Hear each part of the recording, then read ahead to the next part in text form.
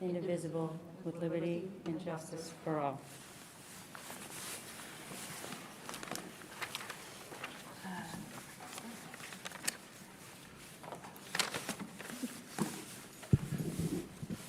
Next item on the agenda is oral communication from the public. Members of the public may address the committee for up to 3 minutes. The committee will not engage in a discussion on topics raised during public comment, but may choose to add the topic to a future agenda. This agenda segment will be 15 minutes. Would anybody like to speak to the committee? Yep. If you could approach the microphone and just state your name and the town you're from. No, the one, yeah.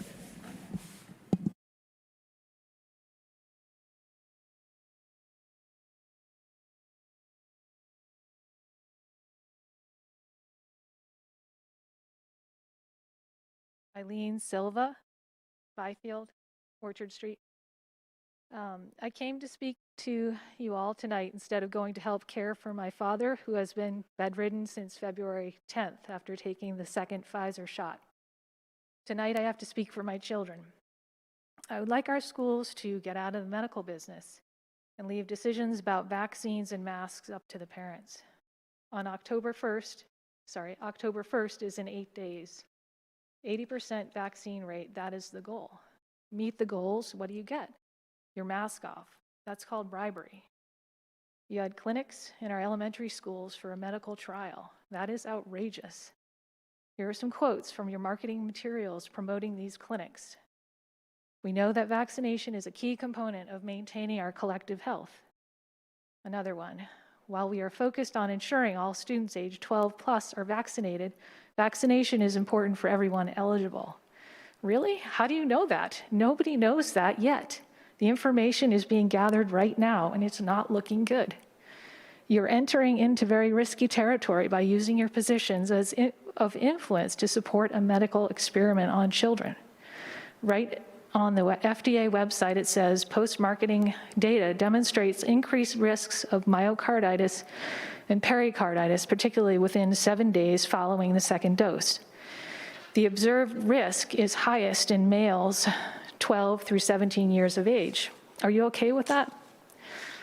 Over 50,000 people have died from the shot. More likely, about 100,000. Are you weighing the risks at all? There was an FDA advisory committee meeting last Friday. This group of doctors with no conflicts of interest brought up major concerns with these shots, resulting in the Pfizer booster not being approved. I suggest that you listen to that meeting. I'll send it along. There's too much vaccine injury information out there for you to continue to recommend this shot to our children. You need to err on the side of caution and not blindly believe in a shot that's still in trial. No matter how pleasantly you may sound delivering your directives, you are still attempting to coerce our children into getting an experimental shot in exchange for removing masks. Give me your arm and you can take the mask off. I do not know how you can live with that. Thank you. Thank you. Is there anybody else from the public that would like to speak? Thank you.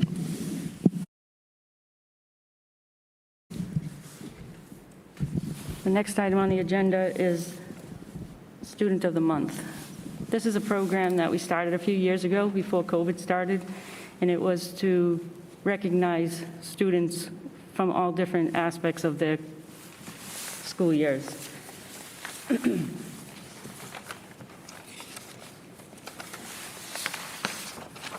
Sorry, I had some notes here.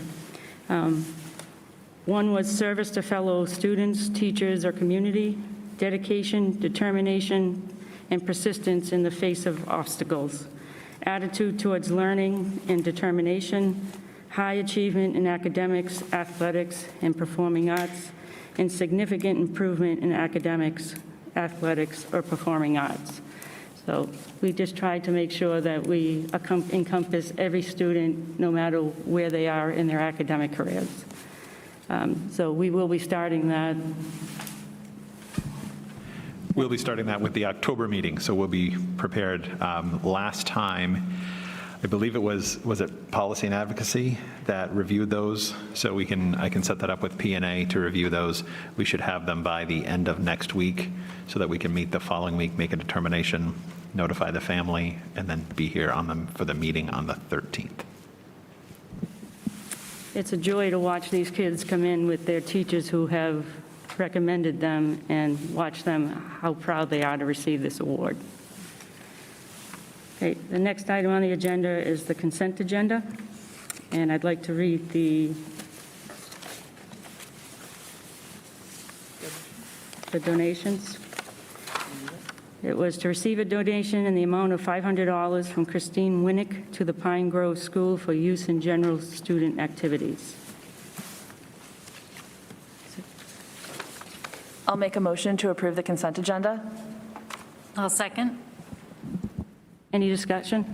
Paul? Yeah, can you pull the 2 minutes, the August 25th and the September 11th? Yes.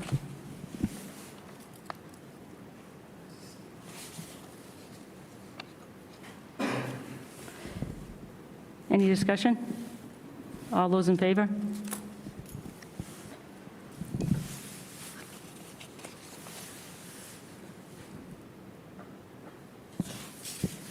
Go back to the, because you don't have a spot later in the agenda. Go to the minutes? Yeah, you don't have a spot later in the agenda to go back to the minutes, so it's not like they fit in with any of these things. So Paul, what did you want to discuss? So in the August 25th minutes, I was the one that made the motion to adjourn, but I'm not listed as being present at the meeting. And on September 11th, I'm not listed as absent, but I should be. Okay. Thank you, Paul.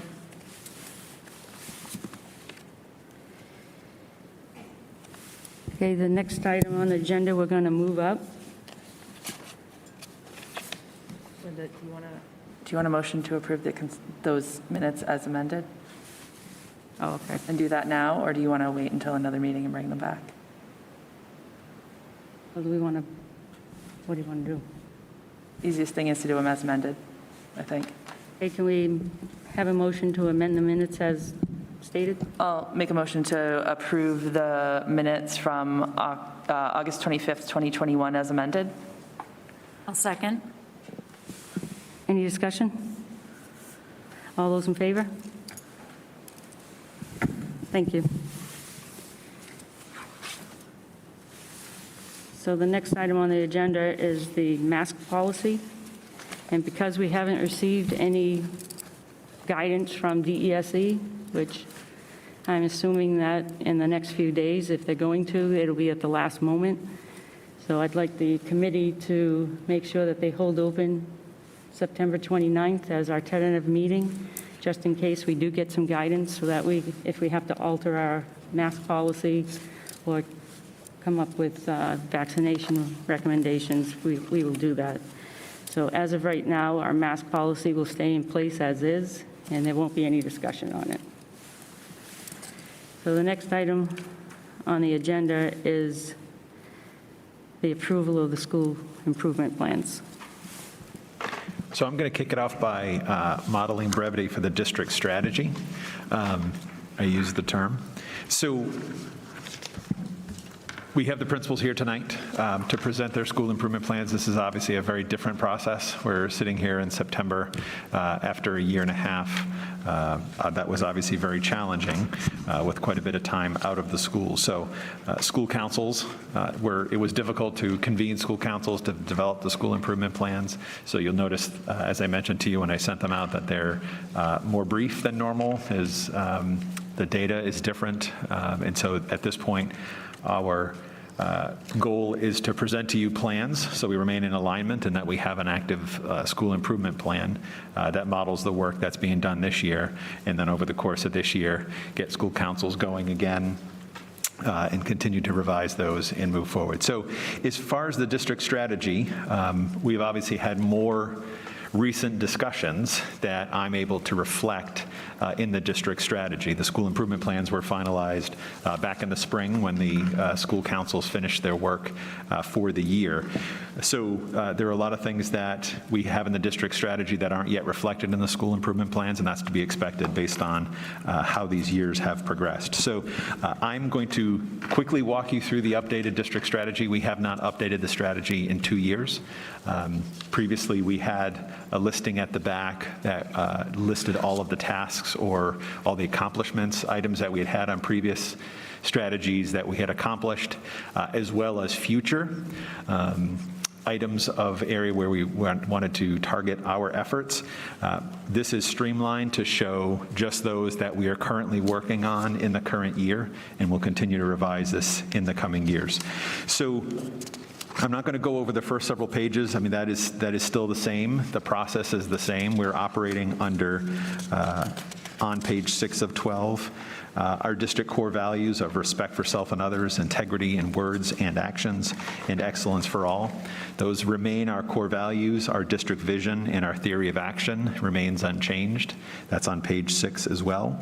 And then there at the bottom, this is still framed within the 5 conditions that we believe that if we pay attention to and place our priorities within these 5 domains, that these 5 conditions will yield positive results. And those are focusing on instructional practice, curriculum, social and emotional well-being, overall communication, and resources and materials. So those remain the framework for the strategy, and those are also the conditions that you see within the school improvement plans as well. So starting on page 7, again, I'm not going to read through all of these items. I want to highlight a few, specifically those that are relevant and current and where we are focusing our energy, specifically those where we had, where we had discussions as recent as September 11th for the school committee workshop. On 1B, you know that we did a complete special education review with Dr. Alan Bloom. That work stalled over the course of the last 18 months, and now you know that Shannon Nolan is our administrator of special education. That work is kicking back off. We're going to continue to review those strategies, or I'm sorry, those recommendations rather, within the report, whether that be staffing or overall the focus on co-teaching that's called out separately here. That work is going to continue, and I think it's worth noting. On 1C, revise that.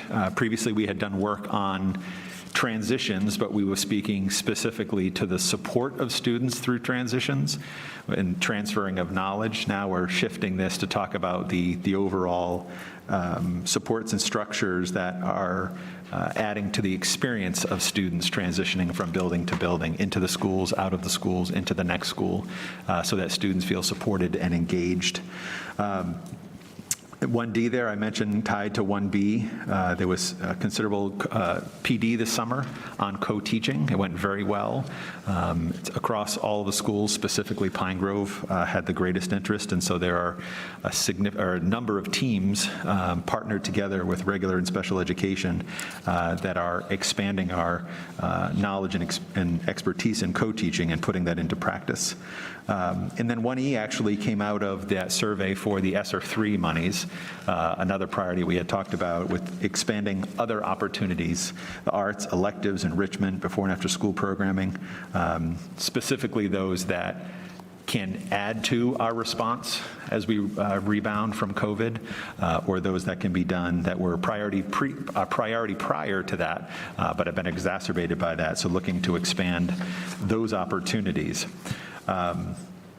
Any questions on 1 before I keep going? Marissa? Thanks, Linda.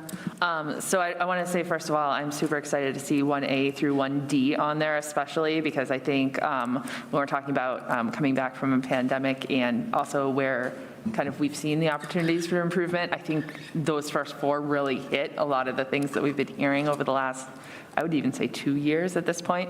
My question for you on 1E is that K through 12, or is that middle school, high school, where we've traditionally seen a lot of the electives come in?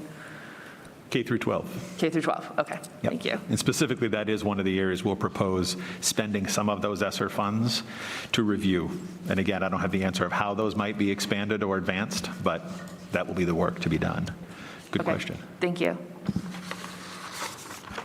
All right, seeing no other questions.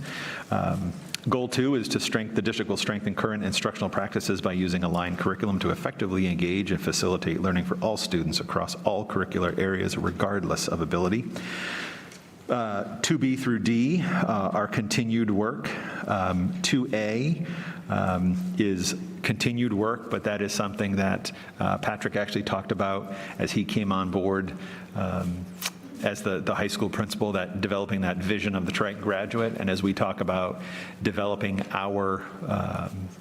ourselves as a district, making sure that we have a collective vision from students when they enter at age 3 into preschool, if they come here for preschool, or 5 for kindergarten, right on up through graduation. 13 years later, when they walk across the stage, that we're all collectively inputting into that process. So developing that vision we're going to get back to that work. And then 2E, we put a one-to-one Chromebook initiative into place at the beginning of last year. Obviously, it was in response to shifting to remote learning where we had to have a one-to-one initiative.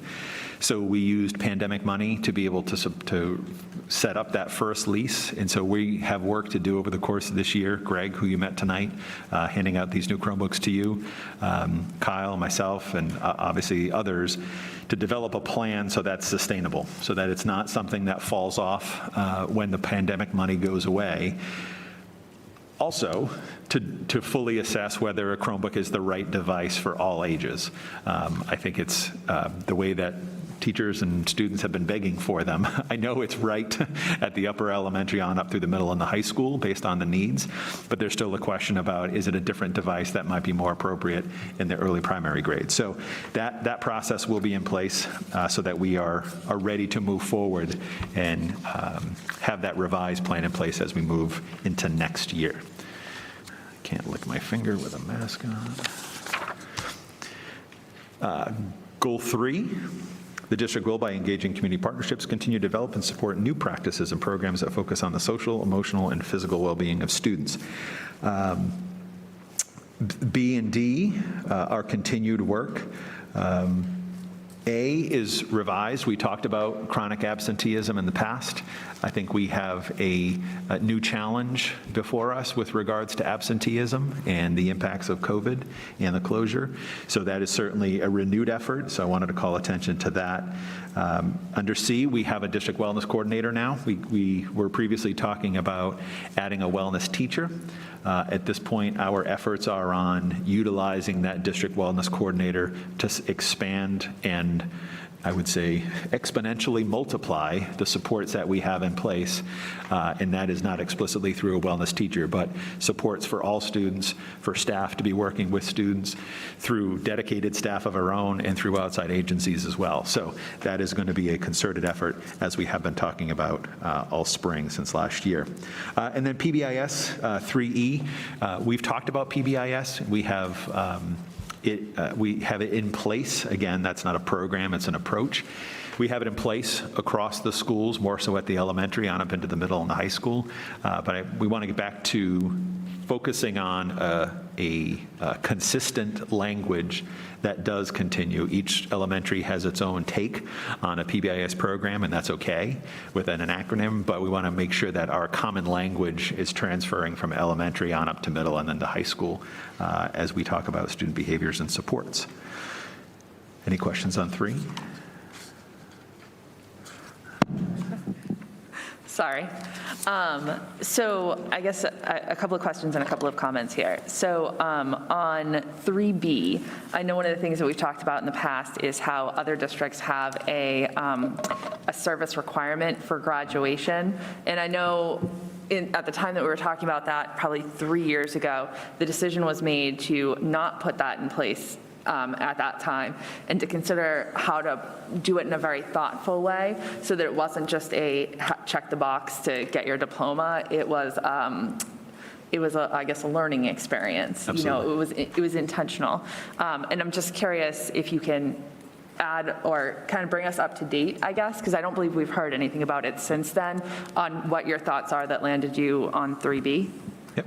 So I would say at this point, I don't know if Patrick wants to speak to this, but we landed with not making it a graduation requirement. And there was, I think, the concern, there was certainly interest in focusing on the importance of civics and civics engagement. However, if it's a graduation requirement, it becomes a mundane, I check the box, rather than learning and teaching how to become civically engaged. So at this point, I believe it's a continued discussion, but there isn't a plan at this point, an active plan that says we're going to have it in place by this date. Is that a fair assessment, Patrick? I made a note if you want me to speak to it when it's my turn. Okay. Patrick will speak to it when he's talking about the SIP. Sounds good. Thank you, Patrick.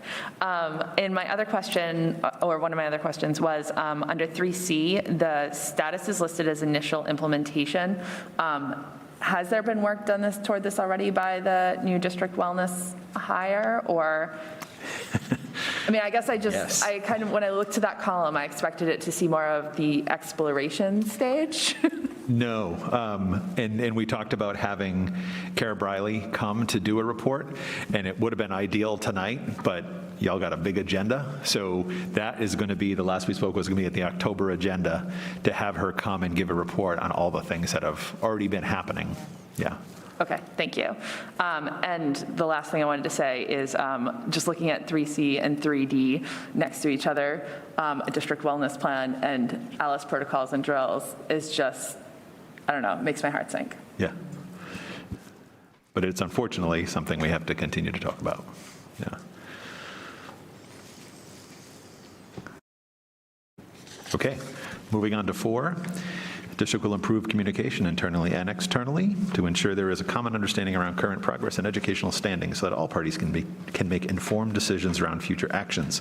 4A and 4B are continuation. I'm sorry, 4B is not a continuation.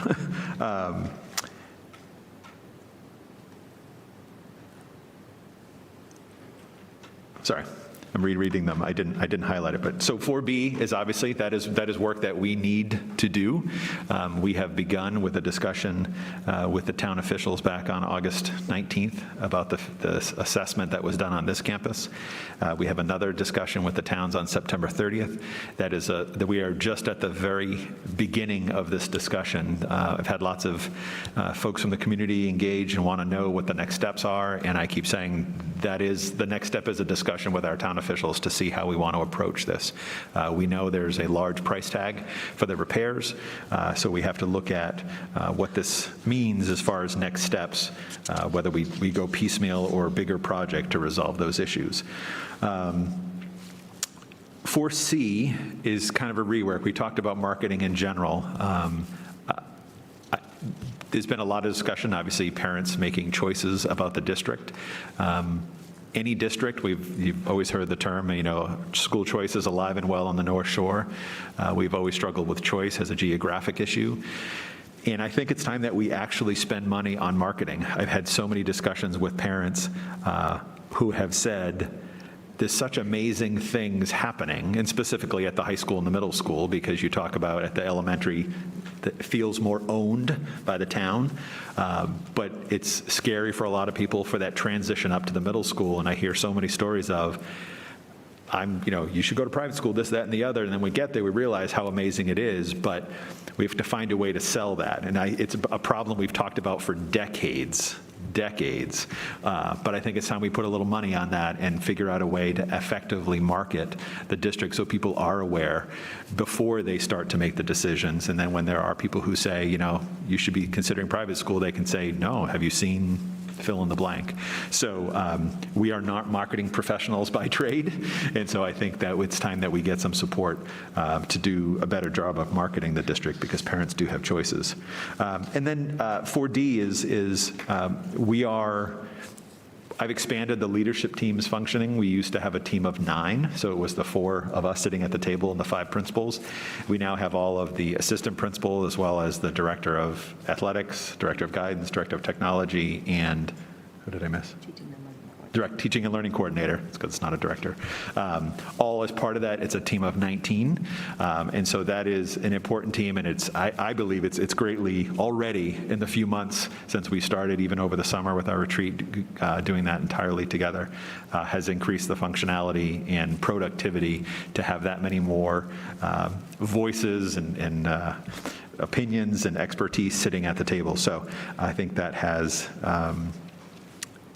will reap huge dividends moving forward, and I appreciate all of their involvement. Continuing on. Oh, no, we're not.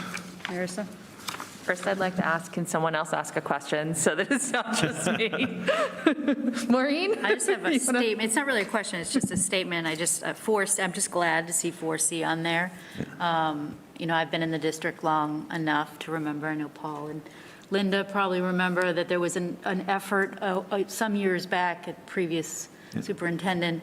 They did the Y Triton nights. They tried to gear it down towards the middle school and elementary parents, and I think that's key, is we have to sell Triton to the parents of the younger children, because by the time they hit middle school, they're already making their decision whether they're going to come to Triton High School or go somewhere else. So I'm just glad to see that's on there. That was my only thing I wanted to say. Absolutely, and I should say, I don't know if I said this, but this is, to no discredit of anyone who came before me or any of the administrators sitting out here in the audience.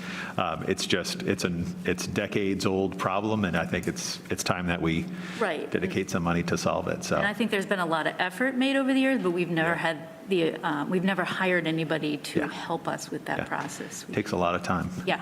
And I'd like to develop a less memeable phrase than "Why Triton," because I'm sure you've seen the memes of what that's turned into. So yeah. Yeah, is it my turn? Yes. Okay. So my questions are all on 4C, Brian, which I'll echo everything that Maureen said, because I was going to start out that way, but she's already said it. My other questions on this are, in the stage it says exploration, but in the next one, I keep wanting to use the touch screen that doesn't exist anymore. Evidence. It says implementation in the spring of 2022, so I was wondering about that. I was wondering if ESSER funding could be used for that, and maybe that's a Kyle question. And then I was going to ask too, we're in the lead responsibility column, so I thought maybe it would be nice to add that to an agenda for further discussion at some point. So working backwards, there's a plan in place by March 30th. So again, that doesn't mean it's completely enacted. And a plan doesn't mean it's a 40-page document. It means I use the March timeframe because if there is money that we're going to dedicate towards it, the budget will be completed by then. As far as ESSER 3, I think if it contained certain components, you could tie it into the ESSER funding. I think it could be done.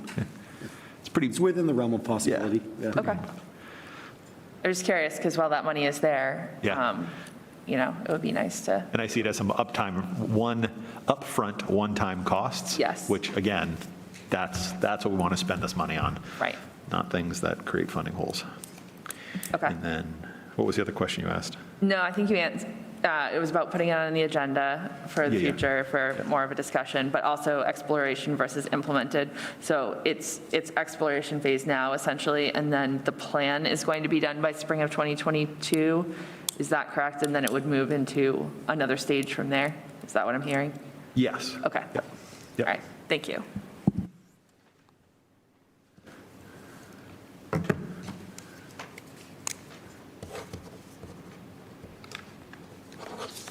Okay, so we're good with 4? All right, moving on to the final. Now, again, it's in multiple places. Because Goal 5 talks about continuing showing to work in words and actions that we're a unified and united district committed to providing high-quality instruction within a positive and supportive learning environment. So 5A, this is what was confusing me two pages ago when it was appearing there as well, in that That is a continued effort. Again, nothing different that or nothing new that I didn't say on the previous pages, but that is going to be an important step over the course of this year. And then 5D, the work that we talked about at your workshop, that by winter, we are going to have a district equity team set up, and we are going to start that work. That is a long process. That is years in the making. And so we are going to partner with outside supports to begin this discussion and do it very methodically and carefully and deliberately, so that we are progressing forward in our DEI efforts. So, any questions about any of the items I shared?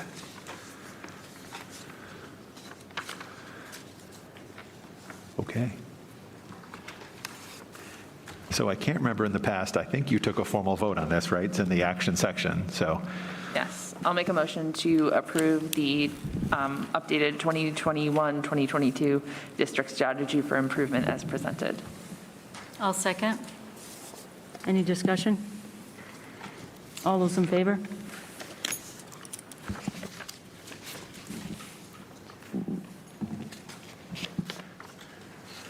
Oh, I was waiting for the roll call vote, sorry. No roll call. You don't need a roll call vote. Okay, so now we're going to move on to the school improvement plans, and Beth's going to kick us off.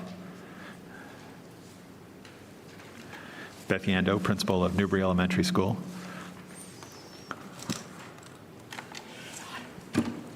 Did it work?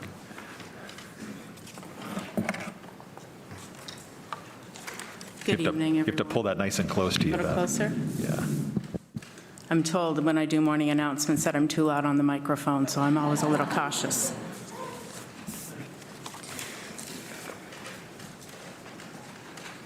So first, I want to start by recognizing my school council. We did meet last year remotely, and really, it was a nice meeting and really just talking about how things were going in the building, and it kind of gave us a focus for the new plan.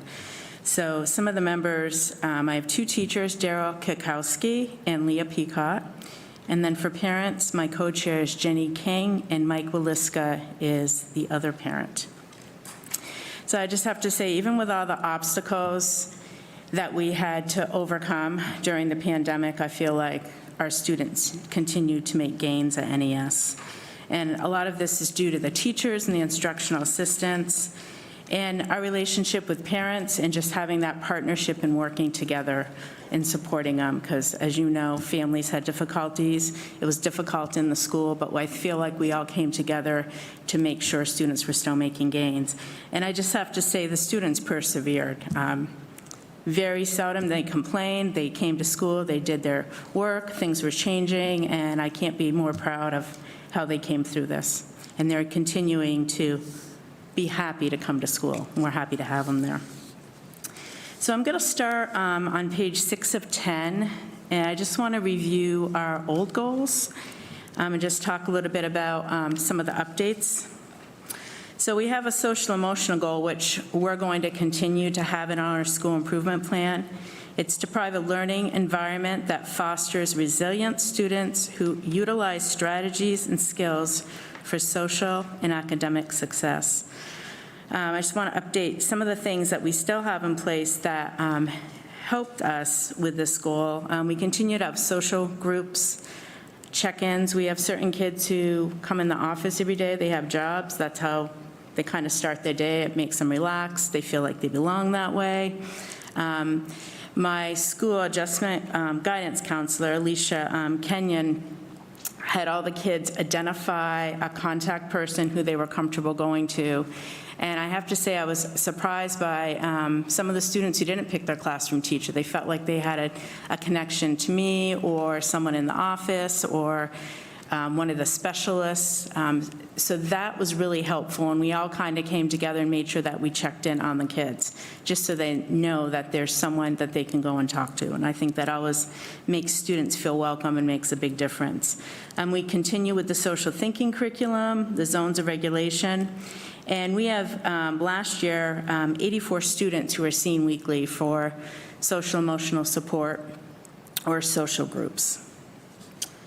Our second goal was our mathematics goal, that 90% of the students would demonstrate mathematical literacy and application of mathematical skills and concepts at grade level.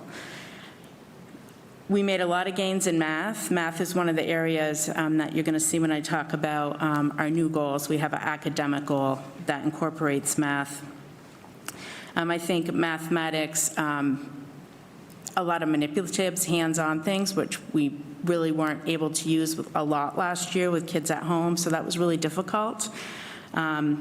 Something that we had in the past, and we're going to continue, is our math implementation team, and that's teachers from all grade levels come together. We look at data, we talk about how things are going, and implementing the new Math in Focus 2020, we want to make sure we keep that in place, because as things change in the manuals for teachers, new things they might have to teach, we want to make sure that we're supporting them and we're all on the same page.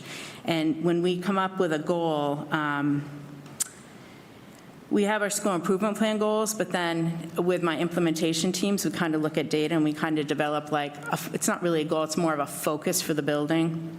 And one of the things that we were focusing on was problem solving and perseverance. And we had a bulletin board. Kids would stick through and persevere with those difficult problems, that they would get their little name up on the bulletin board. And that was quite exciting. And then 2 times a year, if we pulled their names, they had a chance to win a Kindle. So it was motivating, but it's the perseverance in mathematics. They learn, the skills and the concepts, but can they apply them and really use them in problem solving and how they explain their mathematical thinking. So that was a real focus, and I think we've made a lot of good gains with that.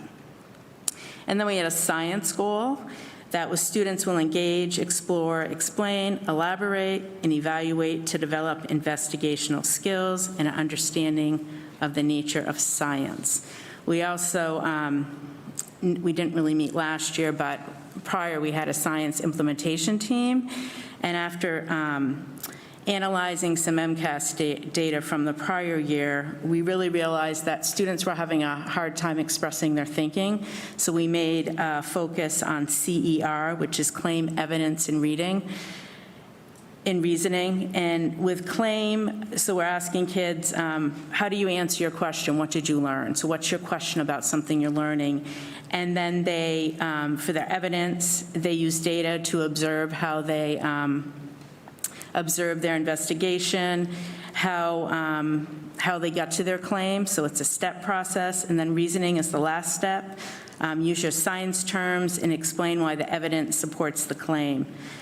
So that was really started. We were doing that in 1st and 2nd grade, modifying it at different levels, and we really saw, moving up through, that kids were really doing a nice job writing about their science. We have the posters in the room, and it was kind of one of those things we decided as a school implementation team that we would do throughout the school, so the kids were hearing the same language, and it really made a difference as they moved through. Okay, now I'm going to talk about my new goals. So they start on page, so you know what page I'm on here. I'm going to talk a little bit about 10 of 10. We decided to keep our social emotional goal, and I just kind of want to talk about the reason why here. So the NES community believes a student's social emotional well-being is vital for them to learn. We continue to provide curriculum, partnerships with families, and support such as CARES and PBIS that help build self-esteem, teach social-emotional skills, and give students a sense of belonging, and we aim to educate the whole child. We really believe at NES if the child doesn't feel like they belong at school and their social-emotional needs are not met, they're not going to learn. So we really need to continue to focus on that because we've seen some different things happen through the pandemic. Kids, it was very interesting. Kids who you thought would have a hard time being remote did great, and kids who you thought would do really well being remote didn't do so great. And so different things have come up during the pandemic, and every day you might have a different student come to you and you find out they're struggling with something. So it's really important to us to keep that social emotional goal in place. Our other goal is an academic goal. We decided as a school council to incorporate ELA and math into one academic goal, because we wanted to keep it, kind of simplify it, and really focus on those two areas, because I think during the pandemic that those are two areas that was really hard to have a handle on how kids were doing. Just starting the year off and collecting data now, we're starting to see that some kids really maintained and did a great job, and then we have others who have gaps. So we really want to look at those and make sure that we have things in place for those students. And our reason behind the academic goal is the NES community believes that all students can and will learn when provided with appropriate instruction, interventions, and enrichment. A focus on mathematics and ELA is needed due to the inconsistent in-person learning of the past year and a half. So our two goals next year are around social emotional, and then we have the academic, which we're incorporating the math and ELA. We really wanted to simplify and have it very focused. So as I talk a little more about the goal one, I'm not going to go through and read each priority action. I just want to highlight one that is at the end. If you look on page 1F on page 12 of 12. That was something as a school council, we really wanted to find ways to support families with social emotional, but we also really looked at wellness with students. What are they eating? How can we support families? So we decided that this year our focus would be to conduct a community needs assessment to identify nutrition and wellness concerns for families and students, do a few surveys, find out what kind of supports that families need around that, and then we want to provide some workshops and have different speakers, because we really feel like health and wellness is very closely related to social emotional, how students are doing in school. So that was something that we focused on last year as a school council. We came up with the surveys, and that's something that we're going to be working on this year as well. I don't know if anyone has any questions about 1A through 1F before I go on to the next one. Marissa? So I just have a couple of questions. So 1C and 1E, is the Tier 1 interventions, the whole classroom lessons that are listed in 1E, are those using the curriculums in 1C?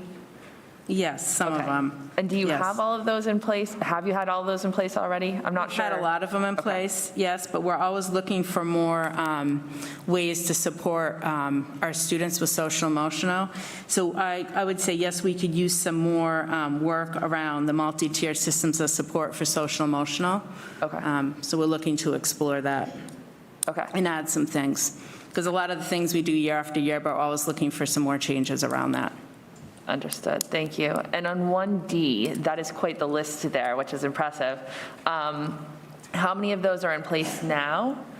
And I guess I'm trying to figure out kind of what's a extension of something that you're already doing. This is the Involve Families in a Student's Education, and it has the whole list that begins parent information nights and student handbooks. Can you kind of just give me an idea of kind of what you're extending there and what you might be adding to get to that goal?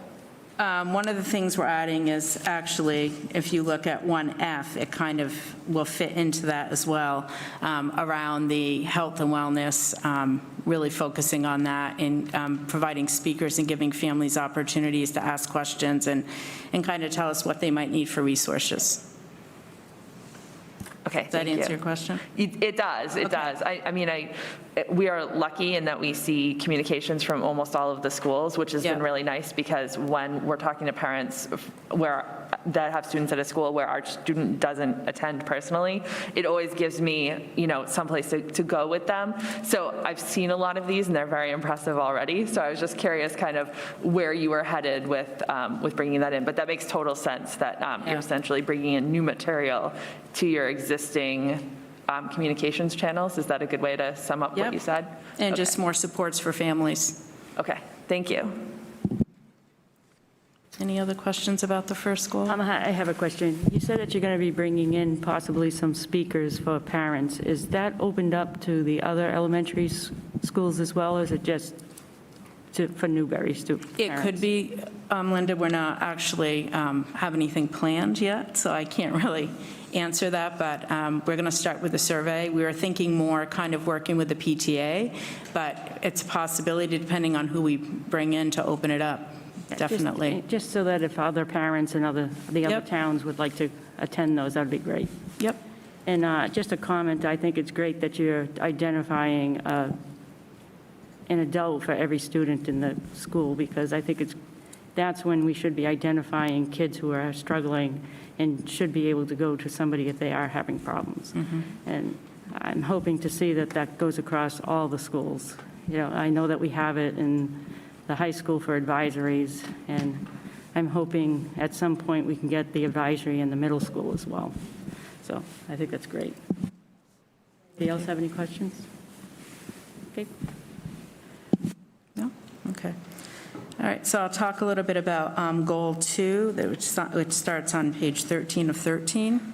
So our Goal 2 is students would demonstrate 80% typical growth in the areas of mathematics and literacy as determined by iReady assessments in grades 2 to 6.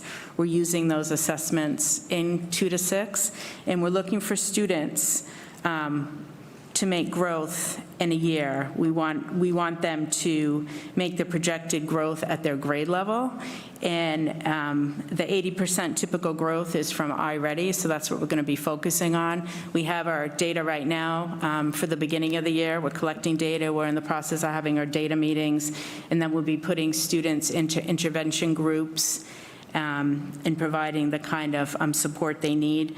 Also, I just really want to stress that the data that we get is really useful in identifying what students need for enrichment too. We're always mindful that we have some students who maybe have met the grade level expectations and they might need something a little more challenging, and that goes along with our differentiation. So when we have our data meetings, we're looking at students who might need additional support or students who might need enrichment. I think you need to look at all the students and make sure that we're providing all the students with what they need.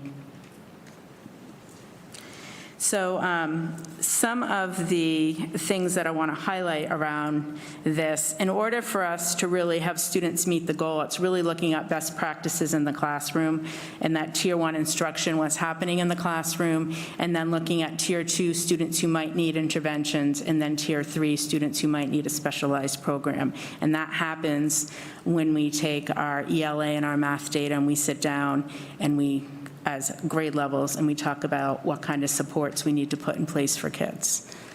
And it's really important that we do that often because we progress monitor kids, and the teachers will meet and decide if we need to make changes. We might have to move kids around in groups. This also happens at our flex time. It's a 30-minute time that we have at each grade level where students are getting more instruction in an area that they need. So some of the priority actions, we're continuing with the Math in Focus 2020, that's actually new, that edition, and teachers are having a lot of opportunities to really sit and explore and plan together, because that's important whenever you get any type of a program that's updated, to give them time to do that. We're continuing our calendar math. And again, when I was talking about the data meetings, our multi-tiered systems of supports, that's really has a lot to do with our best practices and making sure we're providing students with what they need. And then really professional development with teachers, making sure that they have opportunities to increase their knowledge and always stay fresh with the curriculum. I don't think the other ones are around foundations and integrity. All these are things that we have placed in the district that we're going to continue with to help students meet their goals. Any questions about the academic? No? I didn't have a question.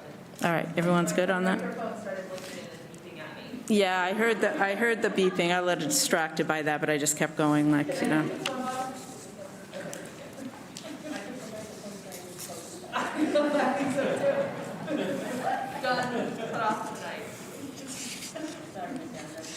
Everyone's okay with goal 2? And then I always like, I want to draw you to the last page because this is like my favorite time of the year when the seniors come over. You see a picture, Abby and Adrian Tate, brother and sister, and then me with the kids in front of the school, and then just the seniors on the playground. To me, that really shows that we've done our job at NES preparing the students for the middle school and high school when they come back, and they tell us about what they're doing. They're so happy to see the teachers, and it's when they come over, they're out on the playground playing kickball. They're acting like they never even left the school. So our goal at the end is Newberry Elementary School will provide students with an intellectually stimulating learning environment. Teachers will continue to seek professional development, and students will be encouraged to apply their individual talents, abilities, natural curiosity, and students will acquire social and academic skills in the classroom and become active lifelong learners and productive citizens. So that's something that we really hold dear to our heart, and when they come over as seniors, we get to see that it actually works. We're doing a good job at Triton. Any questions? Oh, Thank you, Beth. My guess would be it's easier to approve them all at the end rather than going one by one. Thank you, Ms. Hando. Want Thank me you, to turn Beth. this off? You can turn it off and the next person. So we want to stay in order and go Pine Grove next? Or did you like cast lots and Catherine drew? Catherine's going, yes. Next is Salisbury. So in introducing Catherine Daw in a different role, Catherine is the interim principal at Salisbury Elementary for the year, and introducing to some of you for the first time, but some of you who have students at Salisbury know Ms. Keeler well as a former kindergarten teacher and current interim assistant principal. So welcome to both of you.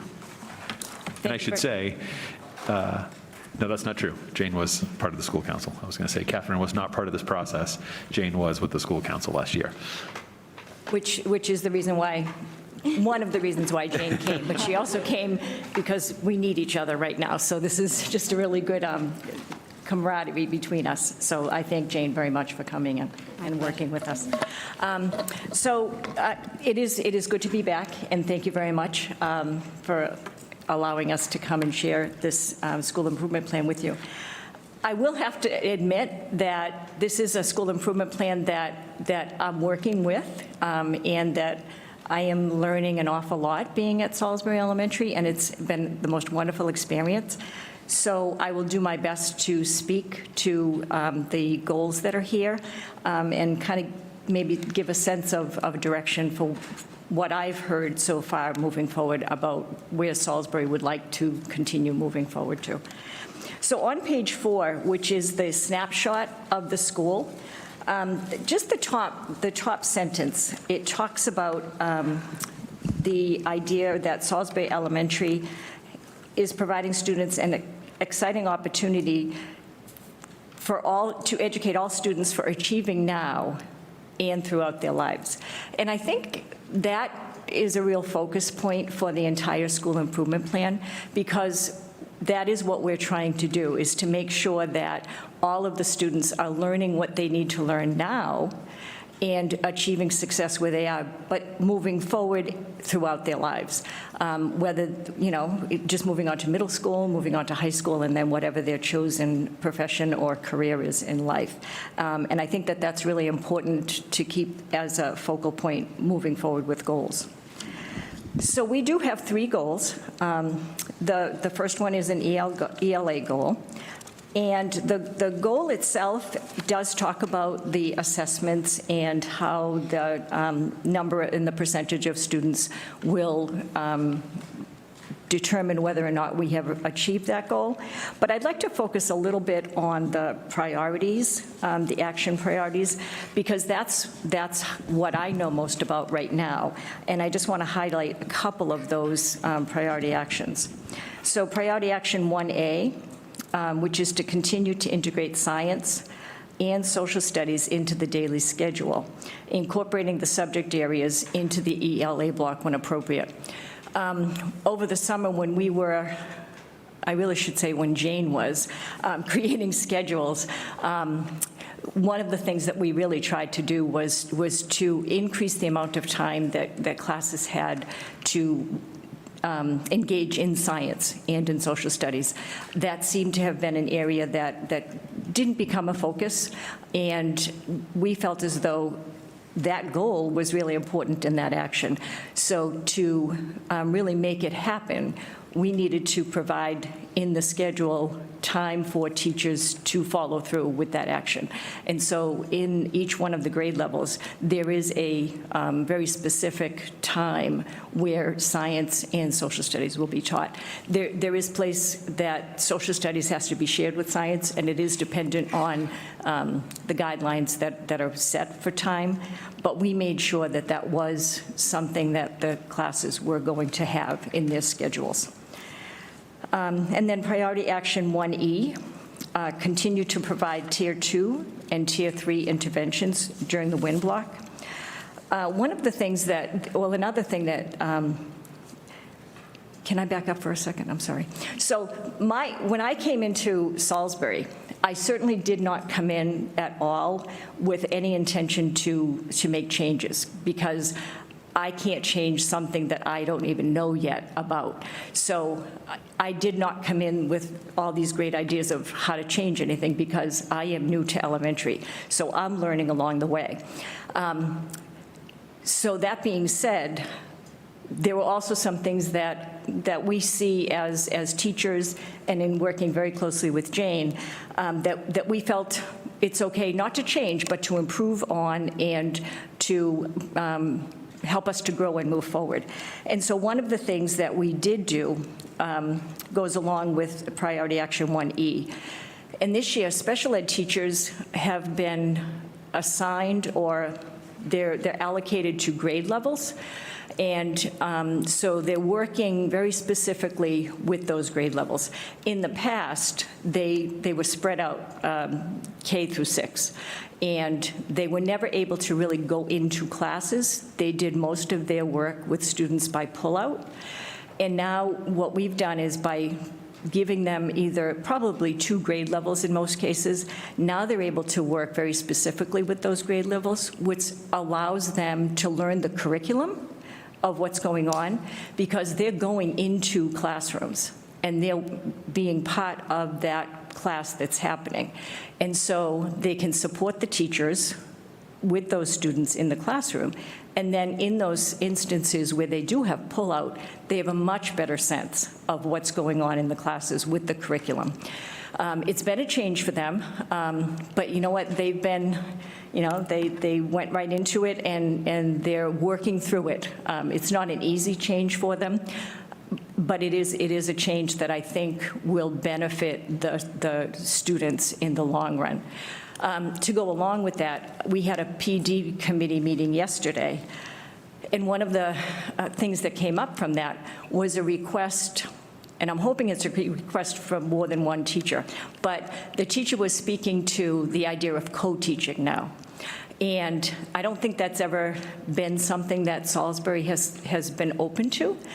And she mentioned how having the SPED teachers in the classrooms has made a difference, and that when they're talking, the special ed teacher with the regular ed teacher, they're talking about how can we work better together to make this happen, because the special ed teachers want to be more, a bigger part of the process.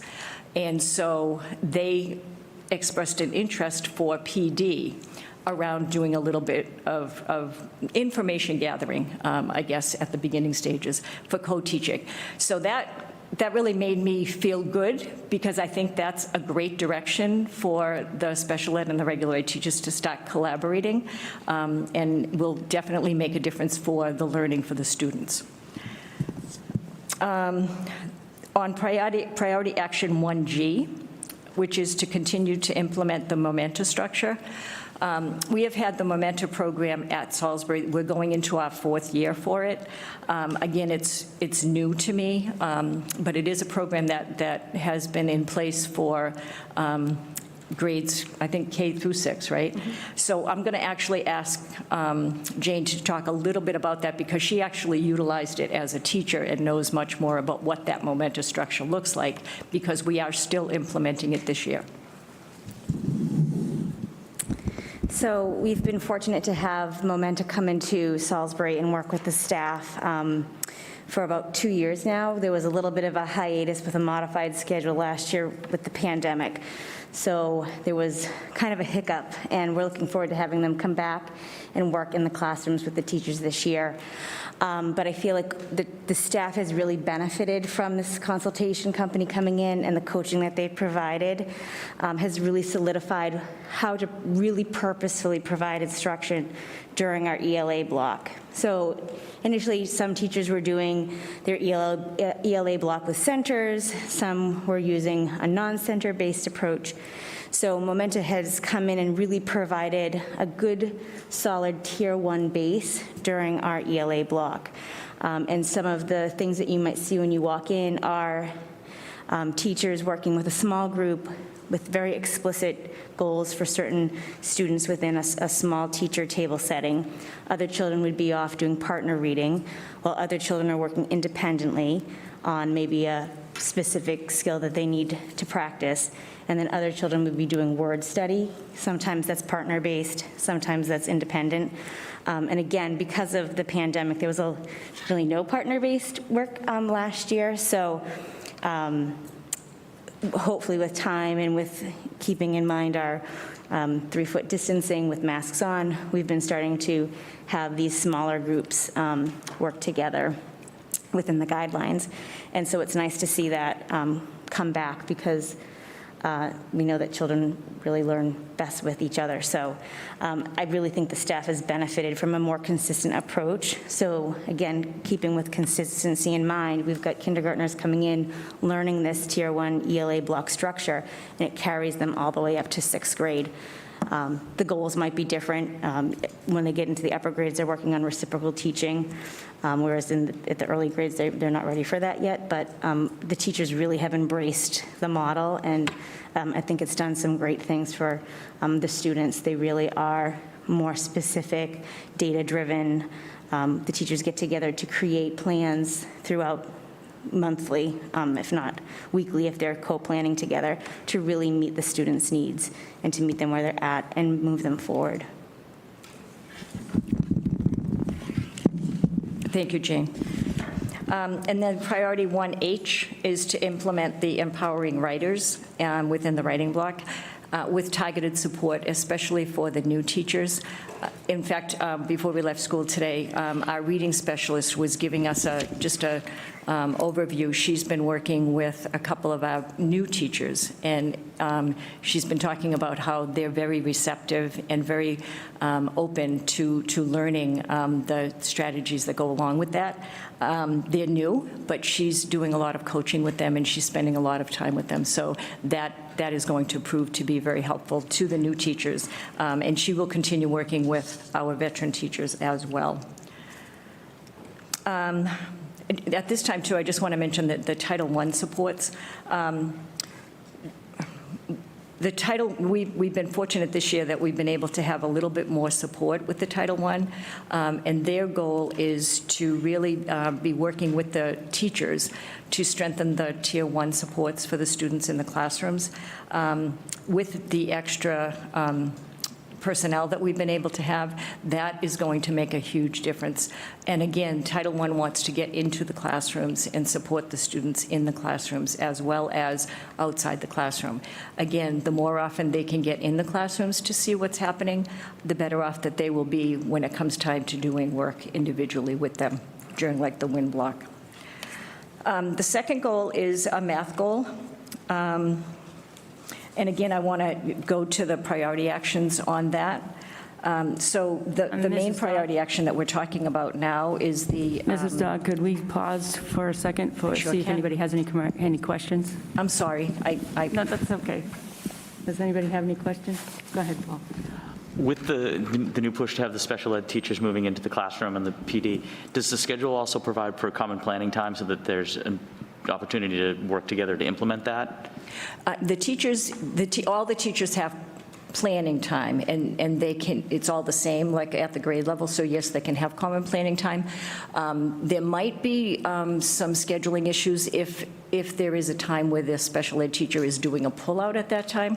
However, we're allowing, and I'm supporting and encouraging, if teachers and special ed teachers want to set up some collaboration time, they are absolutely able to let me know, and then we will provide coverage for their classes. Any other questions? I have a question. It might not be specifically for you. The Momenta Structure Program, is that just for Salisbury, or is it across all schools?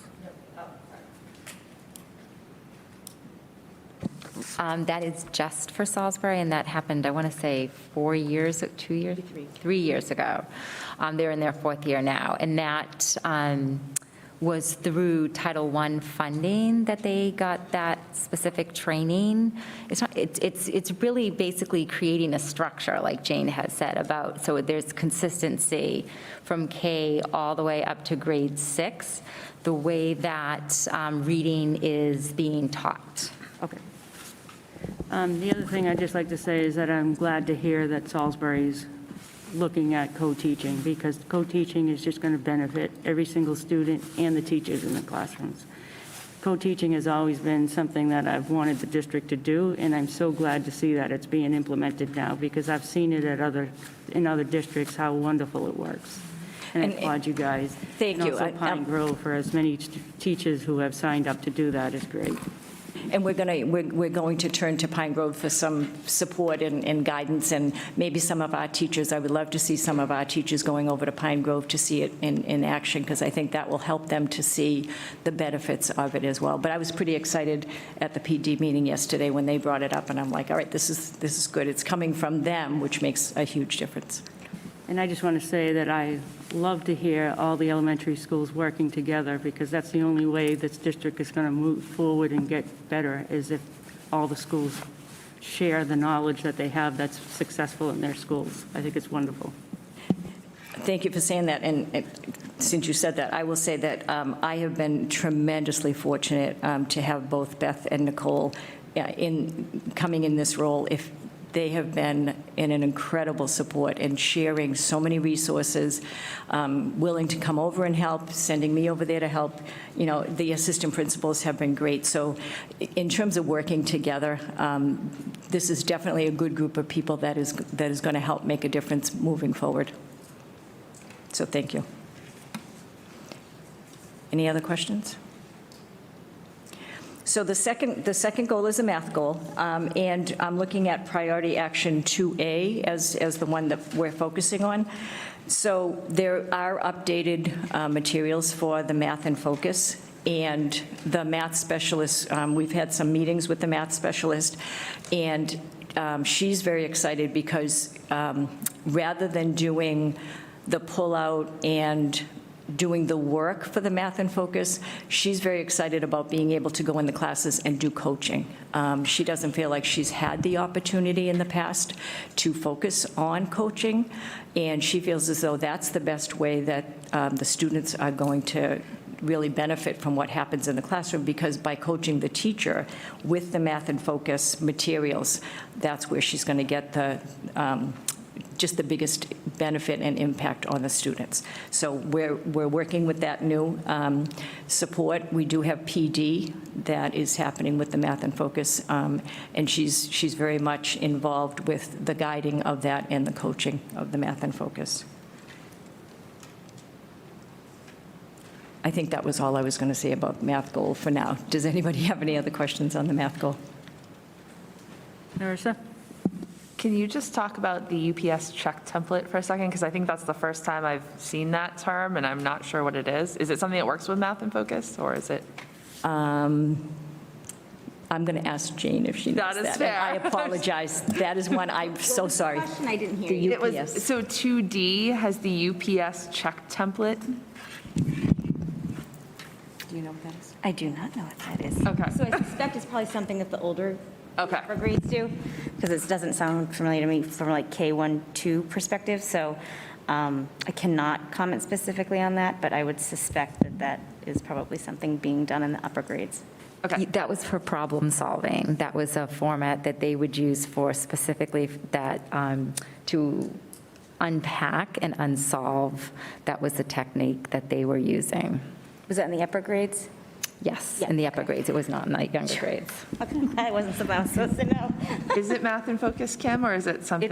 It's not for separate? math and focus. Okay. It's, and I know, and I'm trying to think what the acronym is, understand. It's all good. I didn't mean to put you all on the spot. I just, Plan solve, there you go. I knew thank that. you. Thank you. See, I'm still learning, see, that's good. Any other questions on the math goal? And so the last goal, it's written up as an attendance goal. This is the one where I have most of my sticky notes for the last one. And as we move forward, and we call together the school council again to review this particular school improvement plan and look ahead for where the school wants to go. Jean and I have talked about this, and an attendance goal per se, that could be an action of what we're hoping to move forward with at Salisbury, and that is to really focus, instead of on the attendance, it's building relationships.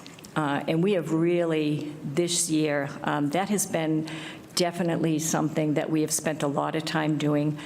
We had a PD meeting over the summer, and the teachers were very much concerned and really expressing the need for relationship building amongst the staff as well as amongst the students. They feel as though, obviously, if you have a staff who feel supported, a staff who are energized amongst themselves, it's going to impact the learning for the students, and the students are going to feel that way as well. One of the things that we're doing this year is, in our PD, is focusing on the book, The Culture Code, by Daniel Coyle. And we're working with Dr. Angela De Silva, who's helping us to put together some PD offerings for the teachers. But the book, The Culture Code, thanks to Kim, was bought for the entire staff, and we're going to go through that and use that as building the culture of Salisbury, and so that we can learn to appreciate each other and grow together in building a very strong foundation for learning for the students. Another thing that we're doing in terms of building relationships, again, with the pandemic, a lot of things have had to go by the wayside, or kids just weren't in the building.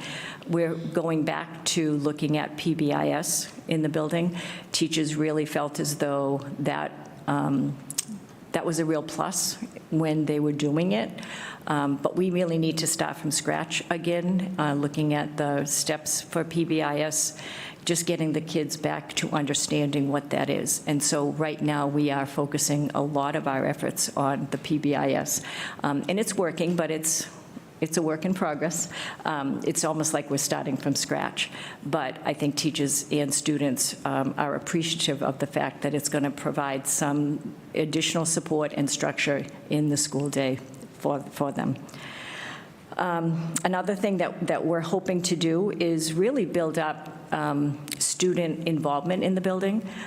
You know, we talk about, I'll talk a little bit more about marketing in the district as well, but I think at the schools, it's really important that the students know that it's their school, and that even if it's elementary, at every grade level, students can do something, and they can feel really proud of what they've done.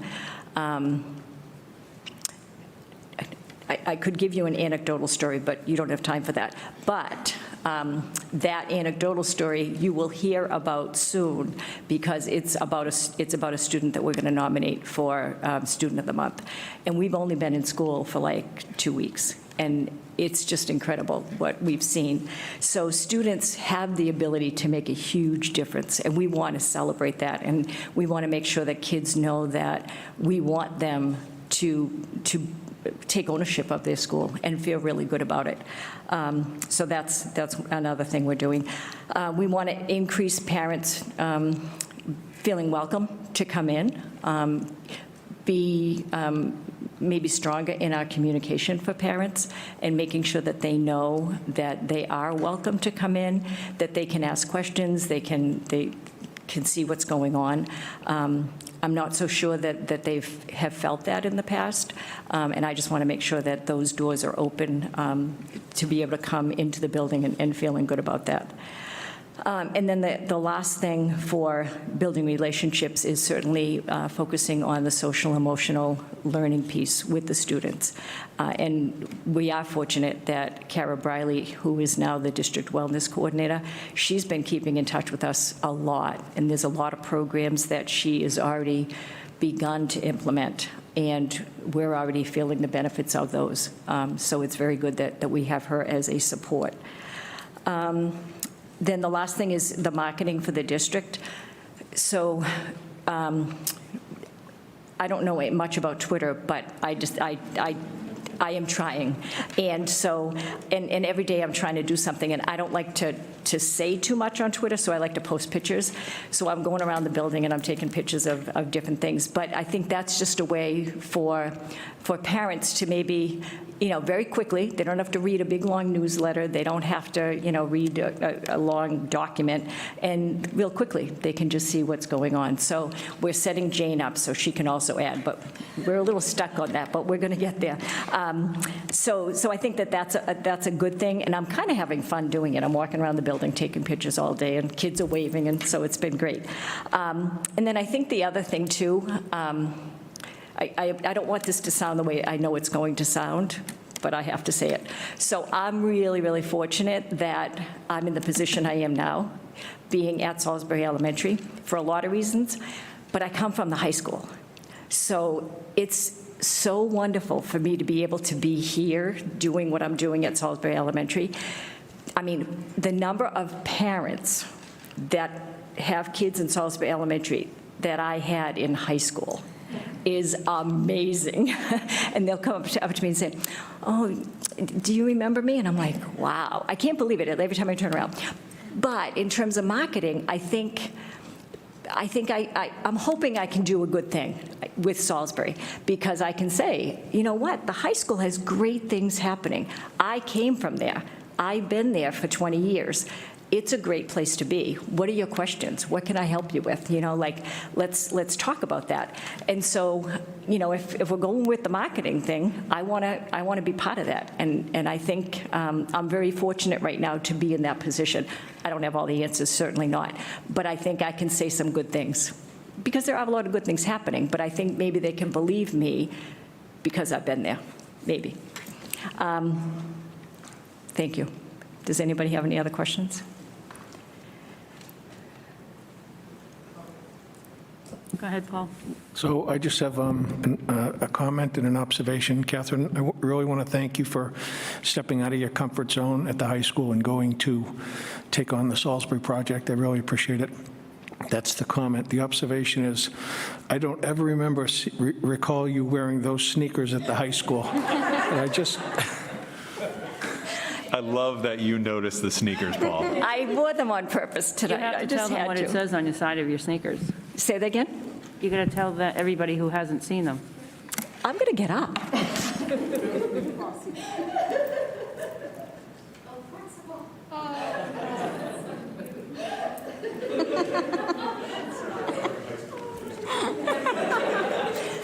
It is, because I said I could never get away with wearing these at the high school. And when I saw them, and I said, I have to order them. It's amazing what you can do at the elementary school that I would never do at the high school. Thank you, Paul. I appreciate that.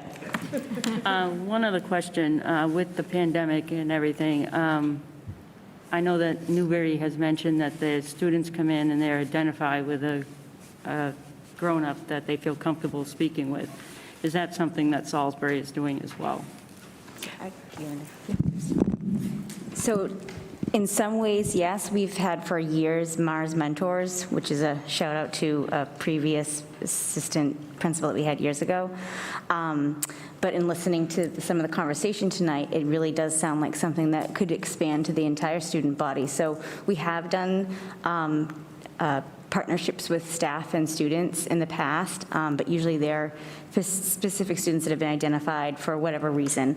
But it does sound like that would be definitely worth exploring to really expand it to the entire student body. Just because years ago, when students came to the middle and high school and they were having issues or trauma, I think if they had that at the elementary level, they probably wouldn't have had that trauma as they moved up to the middle and high school. So I think it's something that should be implemented really early, that they have somebody in the school that they can go to if they have any concerns or problems. Absolutely, because I think we have a couple of resources, but I think it's really important that, you know what, if those resources aren't around, there should be somebody that they can always turn to and know that they can count on that person. I know we had the advisory at the high school, and I think from hearing the students over the years, and Mrs. Daw, you've been part of it, is that's just so important because the student knows somebody from the freshman year to their senior year. And it would be great if it was implemented at the middle school as well as at the elementary levels at some point, you know? Definitely, definitely. And Narissa? So kudos to both of you for going through this. And I just wanted to say, when I was reading through this ahead of time, the one thing I kept thinking to myself was, where's the social emotional learning component? Please tell me we're supporting these students. So I was so excited to see you with your Post-it notes, essentially rewriting goal 3 on the fly to give me everything that I had seen in other improvement plans and wanted to hear from you. So thank you for doing this, because I'm sure this was not easy, and I do not envy the positions you're in at all, but you did a great job, so. Thank you. Thank you. Any other questions? Thank you, both of you. And thank you. We are having a good time. We really are. A lot of work, but we're having a good time, and I'm very grateful work for well Jane. together. Thank you. Thank you very much. Thank you, I Catherine. want Thank to you, thank the Jane. other principals for supporting you as well. Yes. So next up, Nicole Perrier, principal of Pine Grove School.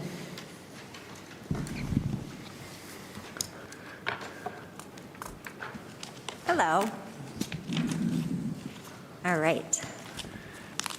Good evening. I think I will start by saying that when I wrote this school improvement plan with the school council, I was very fortunate that we have a very strong school council over at Pine Grove. 3 parents, one being a local police officer.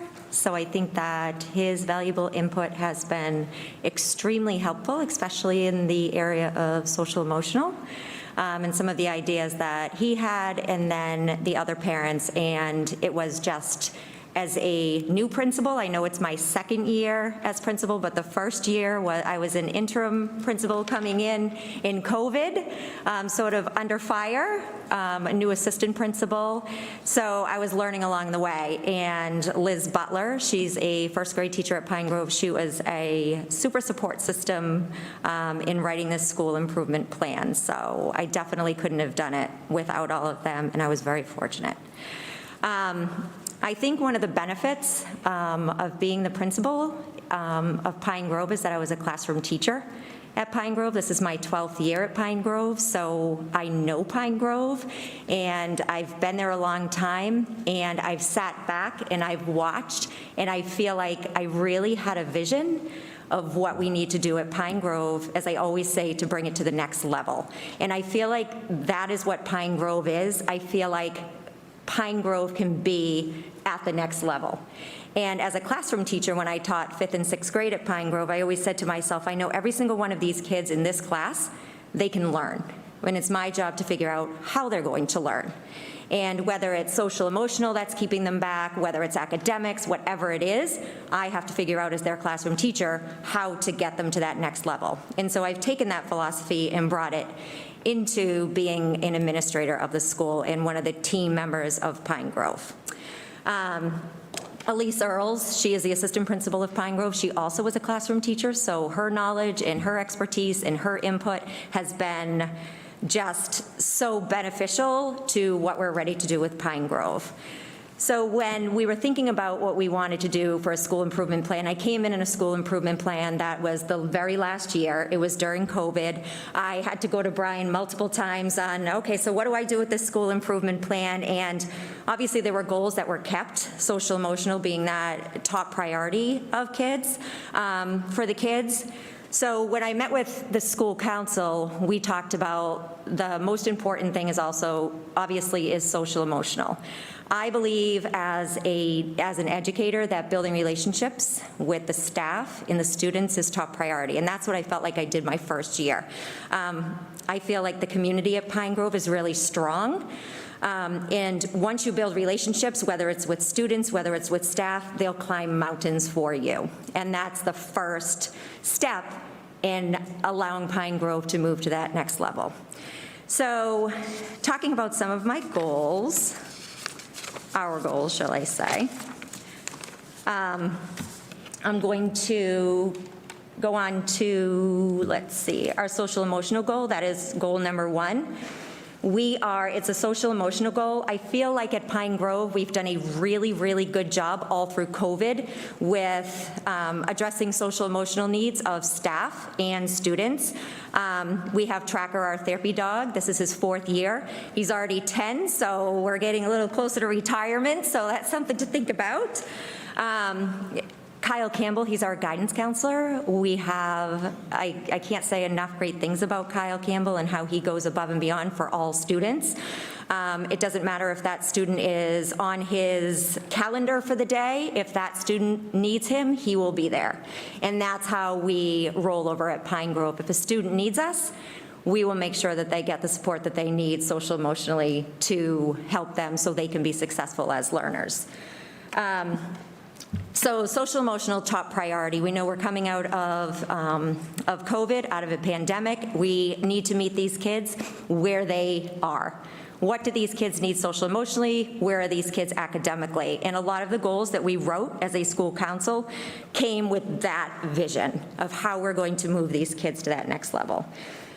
We're working right now to find a universal screener tool to determine students at risk for social, emotional, and behavioral challenges. I actually, and I can talk about this a little bit later, is I've worked alongside our PTA, and Sam Drazen, he has the Treacher's-Collins syndrome, the same syndrome that the boy from Wonder has. So he's coming to Pine Grove. I've talked to him on multiple occasions, and he is going to be doing, working with our students during the day to teach them about kindness, about how do you face issues that you're having and struggling inside, and he's going to talk about his whole story and what he dealt with growing up with this syndrome.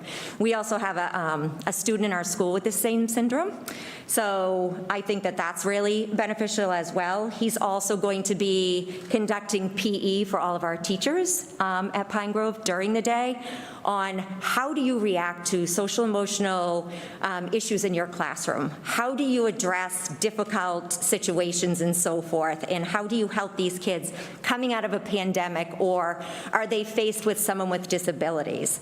So he plans on focusing on some of those things with our staff and how to have those conversations.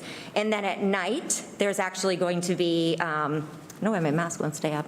There's also going to be a parent night. It's going to be virtual. We've talked with Brian that we think we're going to move to virtual for that, but that's going to be open up to all schools. So there'll be information coming about that. But the reason I'm talking about him right now is that he actually has a universal screening tool that the company that he works with and that he has built and so forth has all these social emotional components with it that goes along with what the kids and the staff are going to be learning. So that is one of those universal screening tools that we're going to look at. I've also been working with Kara, our health and wellness coach, and she also is looking to find some health and wellness universal screenings for social emotional for our kids and our staff. We continue to review and implement the zones of regulation and also our Merrill Strong Kids program. There are 2 different programs. One is for our lower grades and one is for our upper grades, and teachers have already been trained on that and they implement that into their classroom. We also are consistent with the zones of regulation for all students, so when students are sent to the office, we can identify that same type of language that they're using throughout the school. We have begun to create and implement a social emotional behavior team. It's actually called ISED. It's an acronym. It's ISED. and that means investing in social emotional development. And this team, our guidance counselor, he is going to be running it alongside with our assistant principal and myself. And one of the activities actually that we've already started is and it goes along with what, Linda, what you were talking about with making connections with all of the kids. So we have printed out almost 500 pictures of all of the kids. We've laminated them. They're all currently going on a board, and then all of the staff members come in and they put tiny stickers on any child that they have a connection with. And then we can see which kids don't have a connection with an adult and make sure that they're having that connection. So that's one thing that this team is currently implementing. We have our staff meeting on Monday, and we're hoping to gain a few more members on this team, the social emotional team. We also are working alongside our Riley Police Department right now. They are currently working on a LEAD program to put back into, we used to do it a few years ago at Pine Grove, actually, when I was a teacher. And the Rowley PD is training one of their police officers so they can come in and they can basically work with our 5th and 6th graders, whether it's working on making, kind choices or better decisions and social media type of situations and so forth. So working alongside them. We're also implementing right now, we're trying to get tons of after-school activities going. I'm working alongside the YMCA. They're going to be offering shelter building and survival skills to some of the kids after school, so to get some of that team building back in place that I feel like we were missing through COVID. So that's something else we're working on. And then another big initiative that we started over at Pine Grove, and this can go along with all of our goals, is Paul White. He is a kindergarten teacher over at Pine Grove, and I'm not sure if you're all familiar with responsive classroom, but it's a social emotional learning discipline that takes a lot of different components, and teachers learn how to, whether it's classroom management, consistent language, how students transition from one thing to another, brings in all the social emotional components, and then you start to see a consistency, whether it's how they're talking to the kids. Those connections in the morning. Pine Grove has community connections for 25 minutes every single day, no matter what grade you are in those community connections block.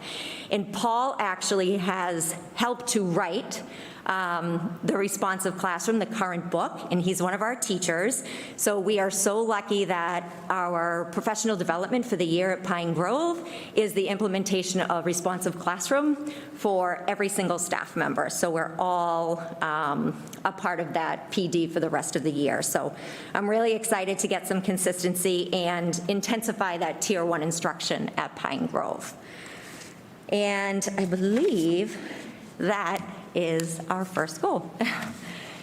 I know it's a lot. Does anyone have any questions? Anybody have any questions? Go ahead, Suzanne. I don't have a question, just I'm glad to see the LEAD, what you explained to be LEAD. I think there was, a nurse was probably familiar when we were going through the renovation, there was a permanent police officer, young police officer, and I will say just observing what the children were like around him was just a general response of respect that, just was present. And I think it's a really encouraging thing to see back in the school. And it's in that responsive classroom, to follow up with what you're saying, the responsive classroom focuses on a lot of those, our acronym is PRIDE at Pine Grove, and that integrity and positive intention, and teaching children manners and to respect people, and you do to one as you want to be treated and so forth. So yes. And actually, I was talking with Chief Dumas today, and we talked about having a police officer at Pine Grove walking through the lunches at recess, and so he's trying to organize that as well. So yeah, I agree with you 100%.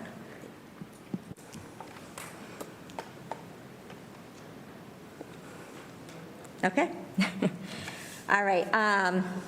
The next goal is our math goal.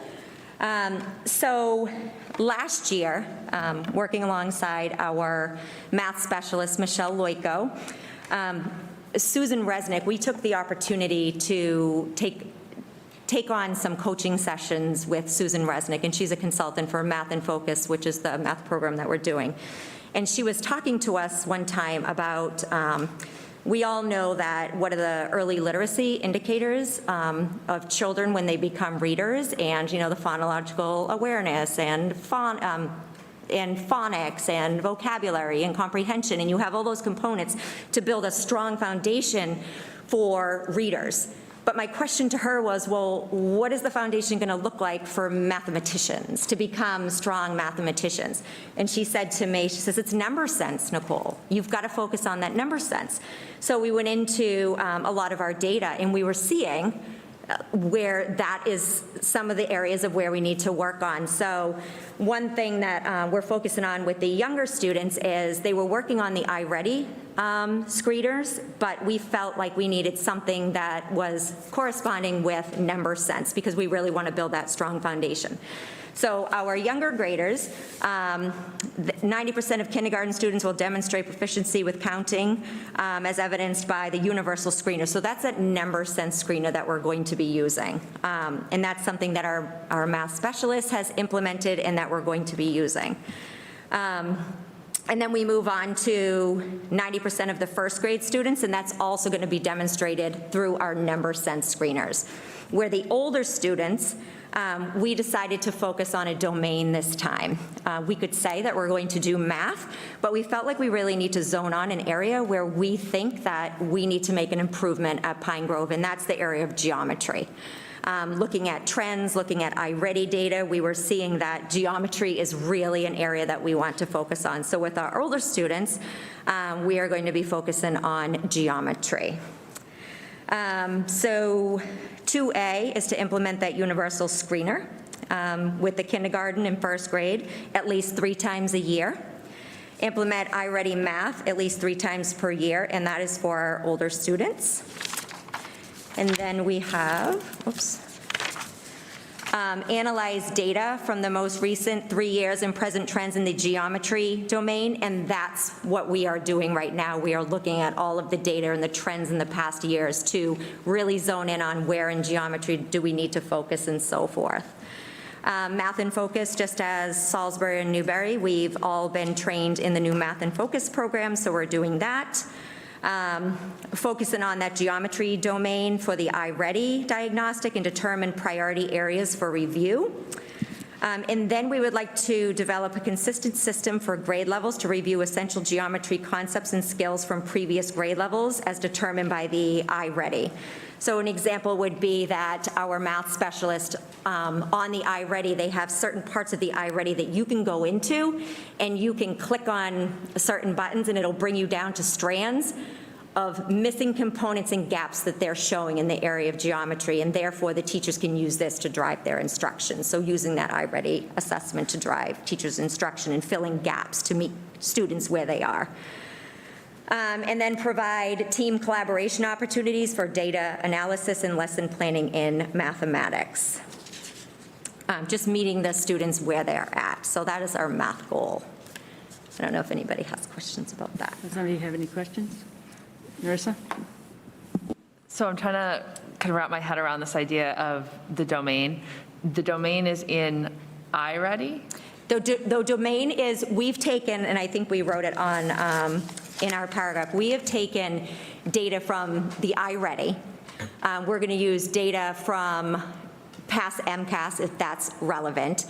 Teacher could be any type of formative assessments from teachers or summative assessments and just work together. And that's what we're talking about with trying to come up with a system of working with teachers and working with all kinds of data. Because I think one of the issues that I run into is if we're just using one piece of data, it's just a tiny little snapshot where we're trying to find trends and we're trying to really zone in on certain areas now where we can try to make growth. So for the older students, it would be the iReady. It could be our 6th graders. It could be looking back at the MCAS to see where the trends were in that grade level, and then teacher formative, summative assessments and so forth. So.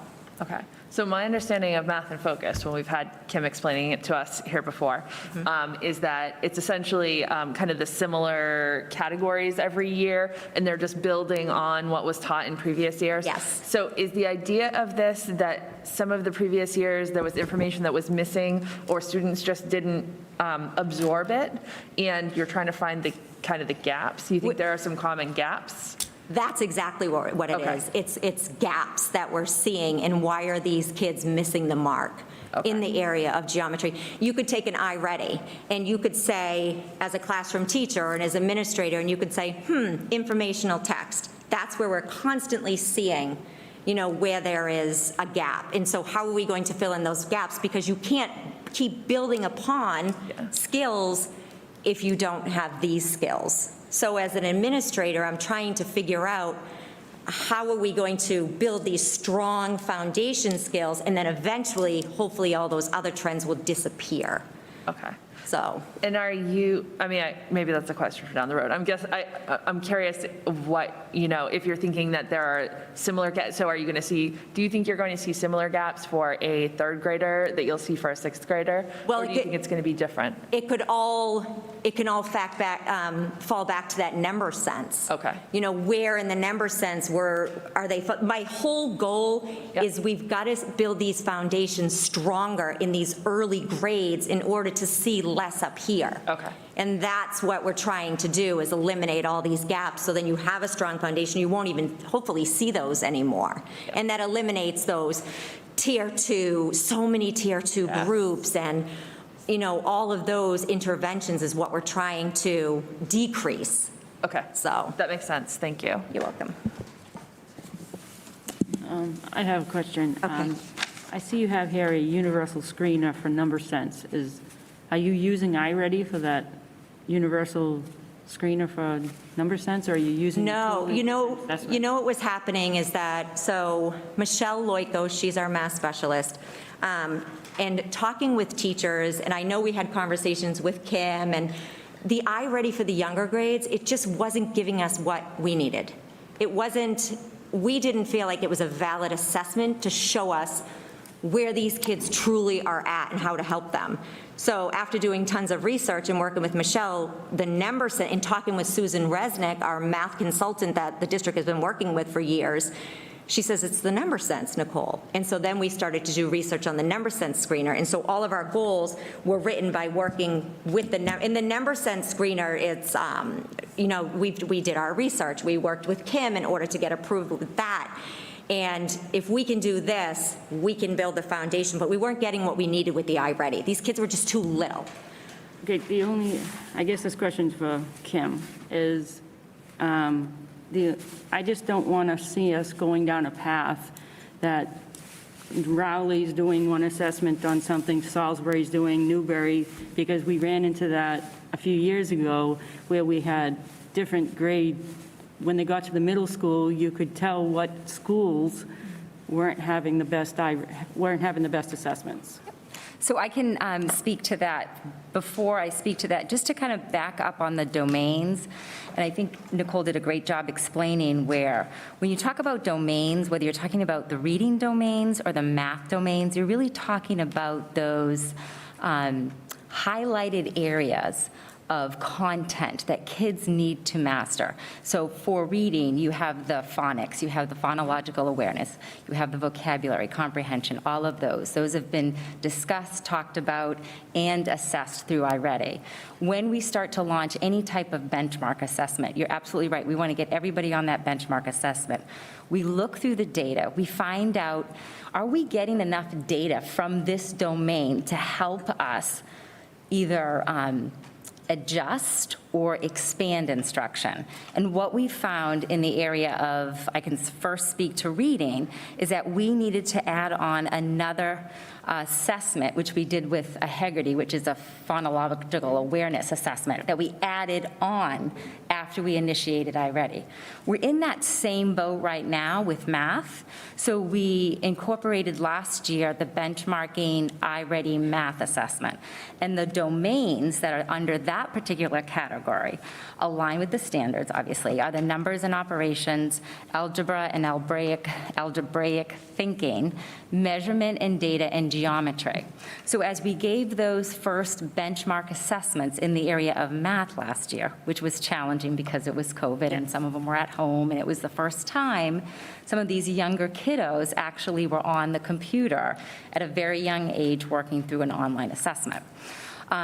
What we found, again, is that there were certain areas, domains, if you would, that we would want more information. And it was that number sense that is that pivotal piece, that is that foundation that all other math builds upon, that we really weren't quite sure if we have enough information. So when we worked with Nicole, we said, why don't you pilot that additional assessment, see if that could be another kind of piece that will help us have a better understanding, a clearer picture of where that child is at, just like we did with the phonological awareness piece of it. I already has that in its assessment, but we needed more. And that assessment too, the child is actually working with the teacher who is administrating it, and obviously you get a lot when you're watching kids work through problems and so forth. So I would imagine that as we explore data and we look at this first round of benchmarking assessment to find out what other schools have done, because I will say that although we didn't universally give that additional assessment to kids, because we also want to be sensitive that these kids are tested a lot, right? And it's the first, second week of school, and we want to make sure that we engage them and so forth, and connect to them on a social and emotional level. But any child who specifically in that domain on the iReady showed some low scores, we would then follow up with that additional assessment. So we would layer it on to where we would need to. If at the end of this year, we think that, you know what, it's really not giving us the information that we need, we do need to add another additional assessment on it, then we will certainly do that. But we do want to take it slow in the sense where we want to make sure that we're very thoughtful about the assessments. And we like Nicole had said, this is one of the foundational skills that kids need in the area of math to build upon. And we know that through everything that we've read, that math is, and it has been a challenge for students, and COVID did not help that at all. So the more information that we can have about students and where they are in their mathematical understanding, the better we are going to be able to support that learning. Yeah. No, I just think it's great. I just want to make sure that we're making sure that it's across the whole district, to make sure that if Rowley is having advantages with that particular assessment, that the other two elementary schools are allowed to have that assessment. And they are using them, but it's in pockets. And then again, I think at the end of this year, we'll talk about what assessments, what information was valuable, and what do we need to add or take away. Yes. Yeah. What's been really amazing too this year is Beth, Catherine, and I are working together on everything. So it's been like this new, relationship where the three of us were constantly calling each other and constantly in communication of who's doing what, and talking with the whole admin team over at central office. So the communication has been great about everything that we've been doing, which I'm so happy about. So that's. And I'm happy to see that the three elementary schools are working together. Yep. I've been on the school committee for a few years, and it always hasn't been that way in the past. So I'm always there to say, I want to make sure that each one of the schools is equitable and getting the same assessments, getting everything that everybody else is getting, Totally understand, yes. Is that it for math? Okay. And then when we were writing our goals for goal 3, this is our reading goal. We divided that into 3, A, B, and C, based on grade levels and so forth, and which assessment we use. For the kindergarten, first grade, that 80% of kindergarten and first grade students will achieve DIBELS composite scores in the core range. By May 2024, at least 80% of the second and third grade students will score in the core range for DIBELS oral reading fluency, with their words correct and so forth. And then for our upper grades, we will by May 2024, at least 90% of the students in grades 4 to 6 will make at least typical growth as demonstrated by overall placement on iReady. And I think either Catherine or Beth had spoken to that iReady, actually, they set what that typical growth will be for each student. It would be great to see them do their stretch growth, but what you hope for is their typical growth. So some of the priority actions that were taking place, we did purchase the decodable texts for all classrooms, K to 2, and teachers have had an opportunity to explore those.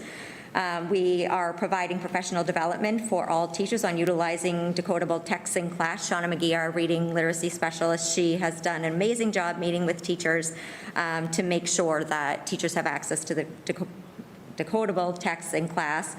To provide training on sight word instruction for all K to 2 teachers, administer the iReady for all students 4 to 6, train classroom teachers to utilize all the pieces in the iReady system. That's using for a teacher to know how to go back and find those strands and gaps of where students are not meeting the mark and so forth. So a lot of the action plan that we have is focused on those early literacy skills, building that foundation and building that strong foundation so as they get older, the decrease in the interventions that we're seeing. And then a big component this year on our school improvement is focused grade level PLC meetings and or professional development days on strategies for strengthening Tier 1 instruction. I firmly believe that if you strengthen Tier 1 instruction and you have your instruction for that Tier 1 is strong, you're going to see a decrease in those interventions and so forth. So that is our goal at Pine Grove. I'm so excited about the co-teaching.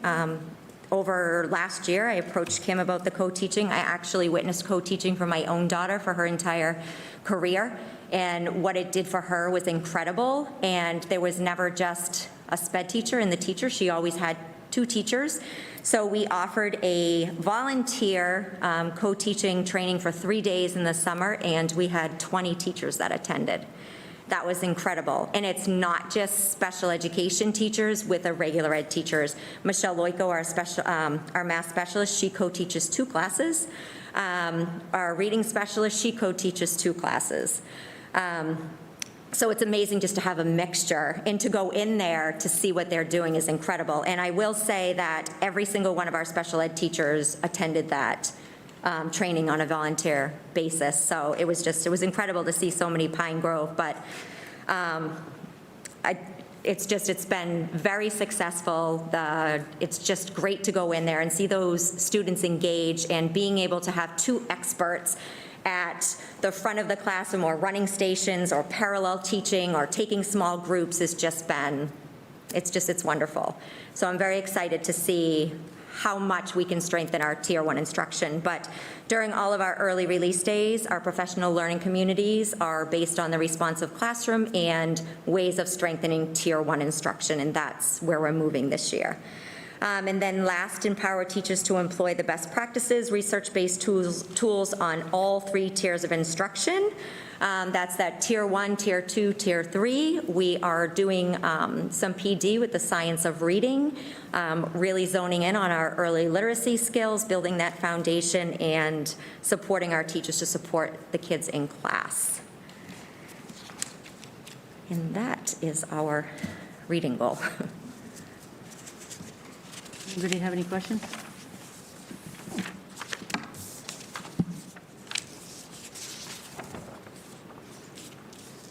All right. And our last goal was by May 2024, 100% of our teachers and staff will complete a series of professional learning activities that support self-reflection and increase cultural proficiency within classroom and the greater school community. Our goal is to improve lives of all students through cultural proficient training, teaching, and learning. So we feel like the world we live in right now, that it's important for us to be cultural proficient in our school. As an administrator, we have students that are moving in from different countries that don't, and not that this is the only the only area we're going to focus on, but when you have a student that comes in and speaks no English, and then you look around your library and there's nothing recognizing their culture, you need to take a step back and really recognize you as a person, as an administrator, as an educator, and how are we going to celebrate and promote cultural proficiency at our school. So how we're going to do that is we want to administer a screener to all staff, which is designed to measure cultural diversity, experience, awareness, sensitivity, and competence behaviors. We would love to create a database of cultural diverse resources. So I was talking with Kyle, our guidance counselor, and a family had come in and they had asked, well, who can we get in touch with that speaks Brazilian Portuguese and has activities that go on, and a light went off, and we're like, well, we need to develop something where parents can go and they can connect with other people at Pine Grove or Newberry or Salisbury or the high school, middle school. So we'd like to create some sort of database of cultural proficient resources for parents, families, whatever it is that we need for those families to feel part of our school community.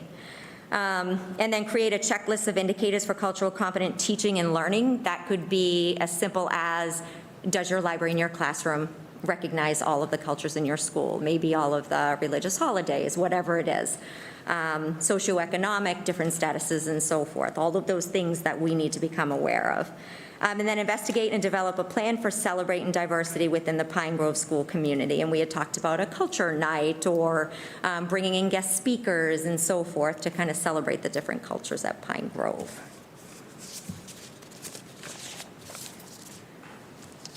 And I think that's it. Anybody else have any questions? A comment about that one. So I love this idea. I'm concerned that it seems like it's coming a little bit ahead of the whole district look at this. I agree.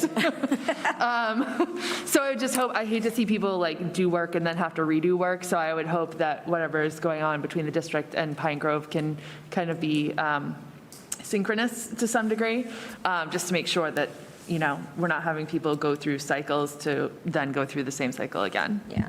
Thank you.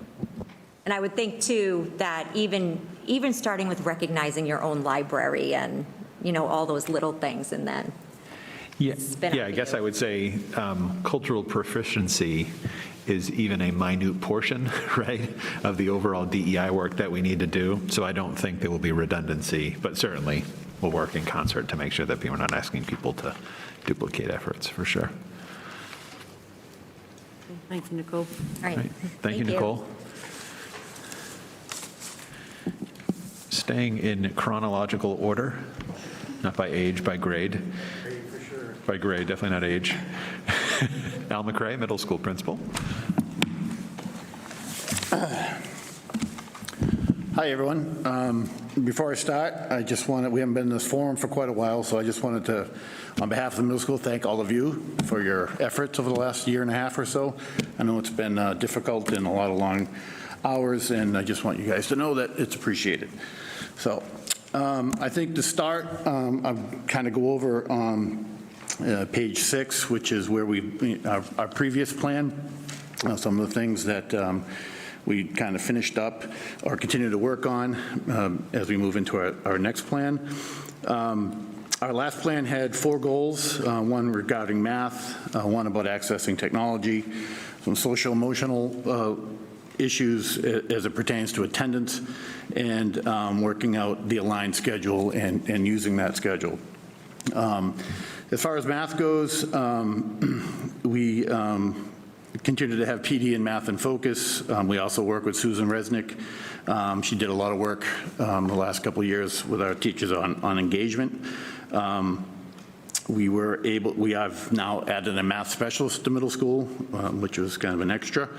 And we had a plan last year to do what we called Math Lab, which was basically going to give struggling math learners a second dose of math every day.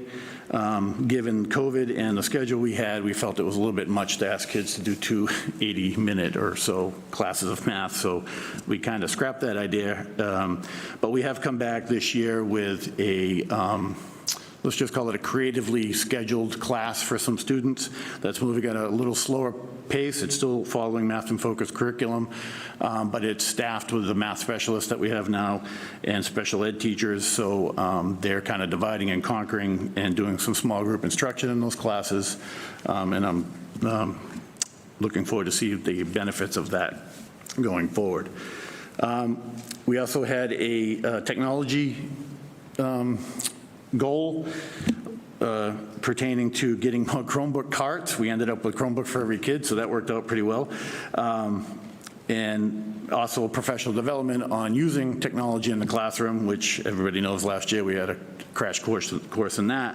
So the only other thing that we were talking about on that was replacing the projectors in classrooms as they start to break. They were gifts, and there was no real plan. As of now, I know that we're trying to, excuse me, have a few on hand for when they do break down. We just had one go down last week. There hasn't been any problems with those for a while now, but we do have some in backup to replace those. As I said, we had a goal based on, we had some chronic attendance issues. A lot of students are having difficulty coming to school due to anxiety and such. We put some systems in place where we review attendance every couple of weeks. We have a student support team that meets weekly. So every 2 weeks, we monitor attendance, and we kind of break up. It's myself, the assistant principal, guidance counselor, and adjustment counselor and nurse, and we break up into the issues that we're having, and we all kind of make phone calls and check in with parents and find out. And usually there's a story that goes along with a student that's not able to attend school consistently. So we work them through it. We try to stay away from the whole truancy in court and all that as much as possible, but there are times where we do end up going that route. The last goal was about the aligned schedule of the high school, which we all know is in place. We continue to share, we still have a few high school teachers that teach our 8th graders electives. We did some training in Aspen so that we can utilize scheduling part of Aspen a little bit better. And we continue to look for ways to add electives and opportunities for kids. So that was where we've come from. Going forward, we made a very basic school improvement plan with just 2 goals. Our focus was basically on social emotional learning, given what students have been through for the last little bit. Obviously academics are important, but addressing issues with students who are just not having a good time at school, I think kind of overrides anything I could have put down as far as goals for academics. Like I said, we are still working on academics, but our first goal is in response to the COVID-19 pandemic, we will build additional social emotional support for our trauma-sensitive students as they return to school, many that have not been in school for over a year. As you've heard from the other principals, we've added a district wellness coordinator. She also teaches wellness at the middle school. She's brought a ton of resources to us, and I'm not going to steal her thunder because I know she's coming to a meeting to kind of talk about those. But she continues to, she took the wellness curriculum we have and she's building on it. She continues to do healthy relationships, accepting others, conflict resolution, all those kind of things. And every 7th grader cycles through that class throughout the year. I think that one of the most important things we did over the last few years, we've tried to do some things with our specialists and electives to try to give kids more opportunities. And in doing that, we kind of disrupted our teaming. This year, coming off of COVID and everything, we decided we would put everybody back into teams. So all our course teachers in each grade, we have obviously 2 teams in the 7th grade, 2 teams in the 8th grade, are now all off at the same time.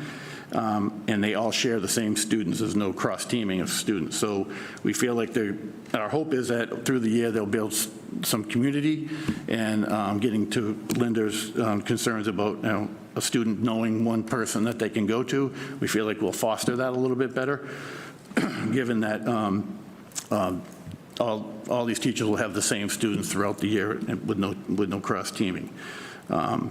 As an example, the 2 8th grade teams are now planning a team building field trip outdoors at a corn maze. So those are the kind of things that I'm hoping will continue to happen throughout the year. And then we are meeting with, we already met once, we're going to do it quarterly with the entire, we do it grade by grade, myself and the assistant principal, just to go over behavioral expectations, issues we've seen in the building, anything we need to address. These are very short. We do them during non-teaching time, our G-period directed study. And we had a lot of good questions in our first one, and I anticipate that'll continue to happen. Just a couple other notes. Both our guidance counselor and adjustment counselor are both certified trauma sensitive. They both took grad level courses and have now got a certificate in that. So that was really good timing as far as I was concerned. We also have, for whatever reason, if anybody knows the middle school office and Kathleen Small, you know she's an animal lover. She decided to bring in a couple of adopted guinea pigs. Their names are Bean and Sprout. And we have found that when there were a couple of a student having a difficult time to sit and hold a guinea pig, it's an amazing transformation that happens to that student, the calming effect they have. It's been pretty impressive to watch, and it was kind of a byproduct of having these, and we have some fish, we have some guinea pigs, let's come in and look at them, but it's been a really interesting thing to watch. So my understanding is the newspaper is going to do a story on Bean and Sprout, so I look forward to that. So that's my goal one. Is there any questions on that? That's the social emotional component. Okay. The second goal, given that we have been given a new model of professional development, the 90-minute early releases basically every other week throughout the year, we felt making a goal around that would be important.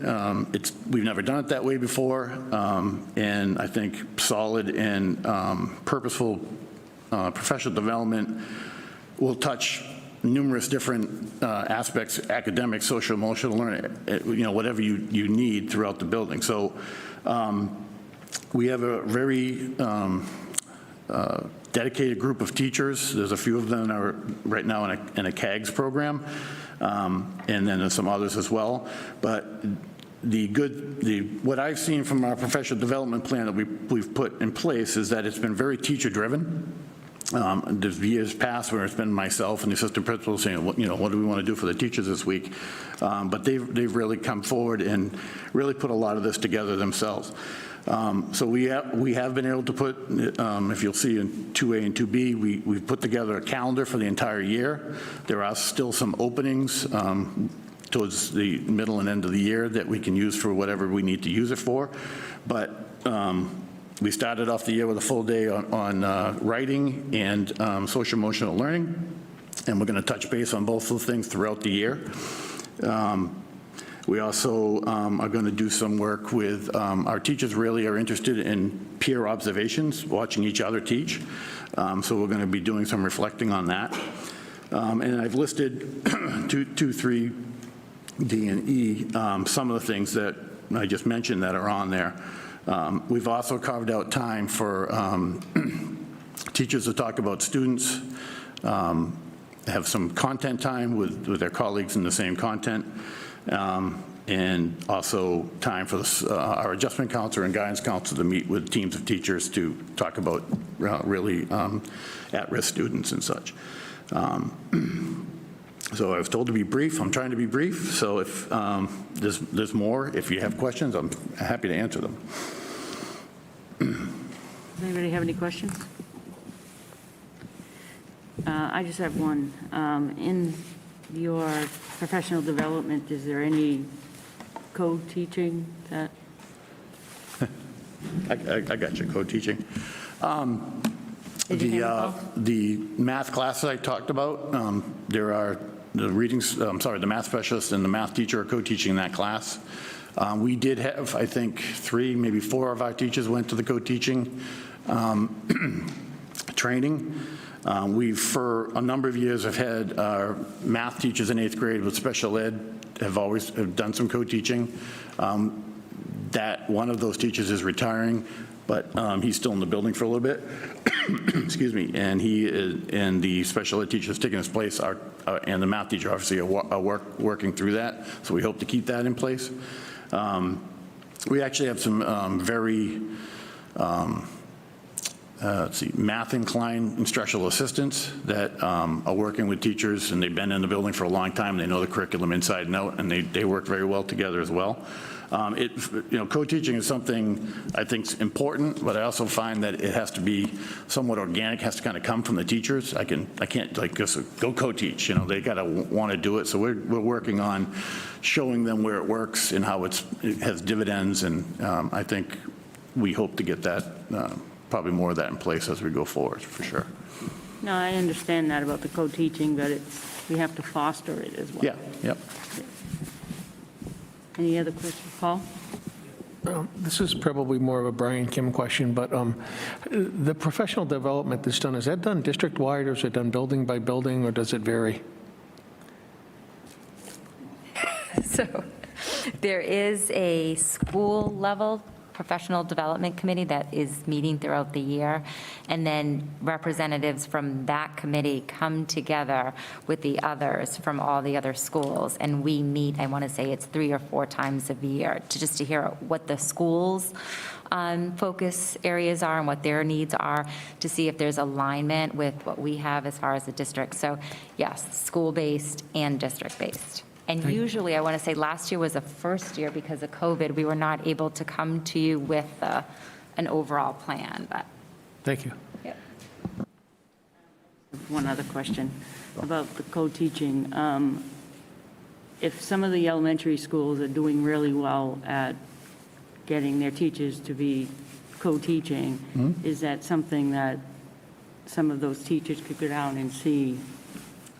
Yep, What's so it's happening? already started at Pine Grove. Like I think Brian had said, Nicole has definitely the largest cohort of teachers that are on board because of the conversations that their teachers have had outside of school. It certainly generated more interest over at Salisbury. And Catherine today, after meeting with her PD committee, see how this all comes together? They had asked her if they could either have somebody from Pine Grove come over and talk to the teachers about the experience, the training. We have a really strong training from Seacoast Consultants that is working with us. No, Seaside Consultant.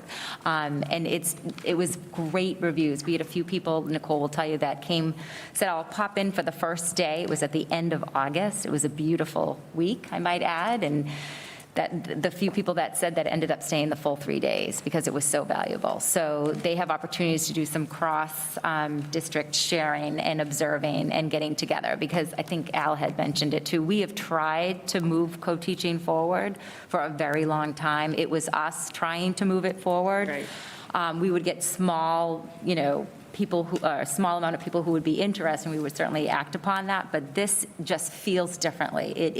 There's some momentum. There's certainly a commitment level that I've never seen before, so I'm very optimistic that this will absolutely spread throughout all the other schools eventually. Okay, that's all I have on that. Thank you very much. Thank you. Any other questions? Nope. All right, thank you, Al. So last but not least, Patrick Kelly, principal of the high school.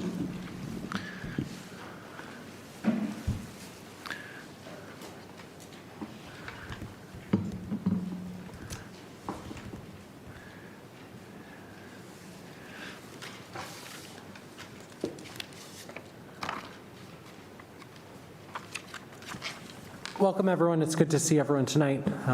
Like Al, it's wonderful to see everyone back in person and to be together again. I want to start by thanking my school council for going through and putting in the time and effort to help us revise our school improvement plan to help move Triton High School forward.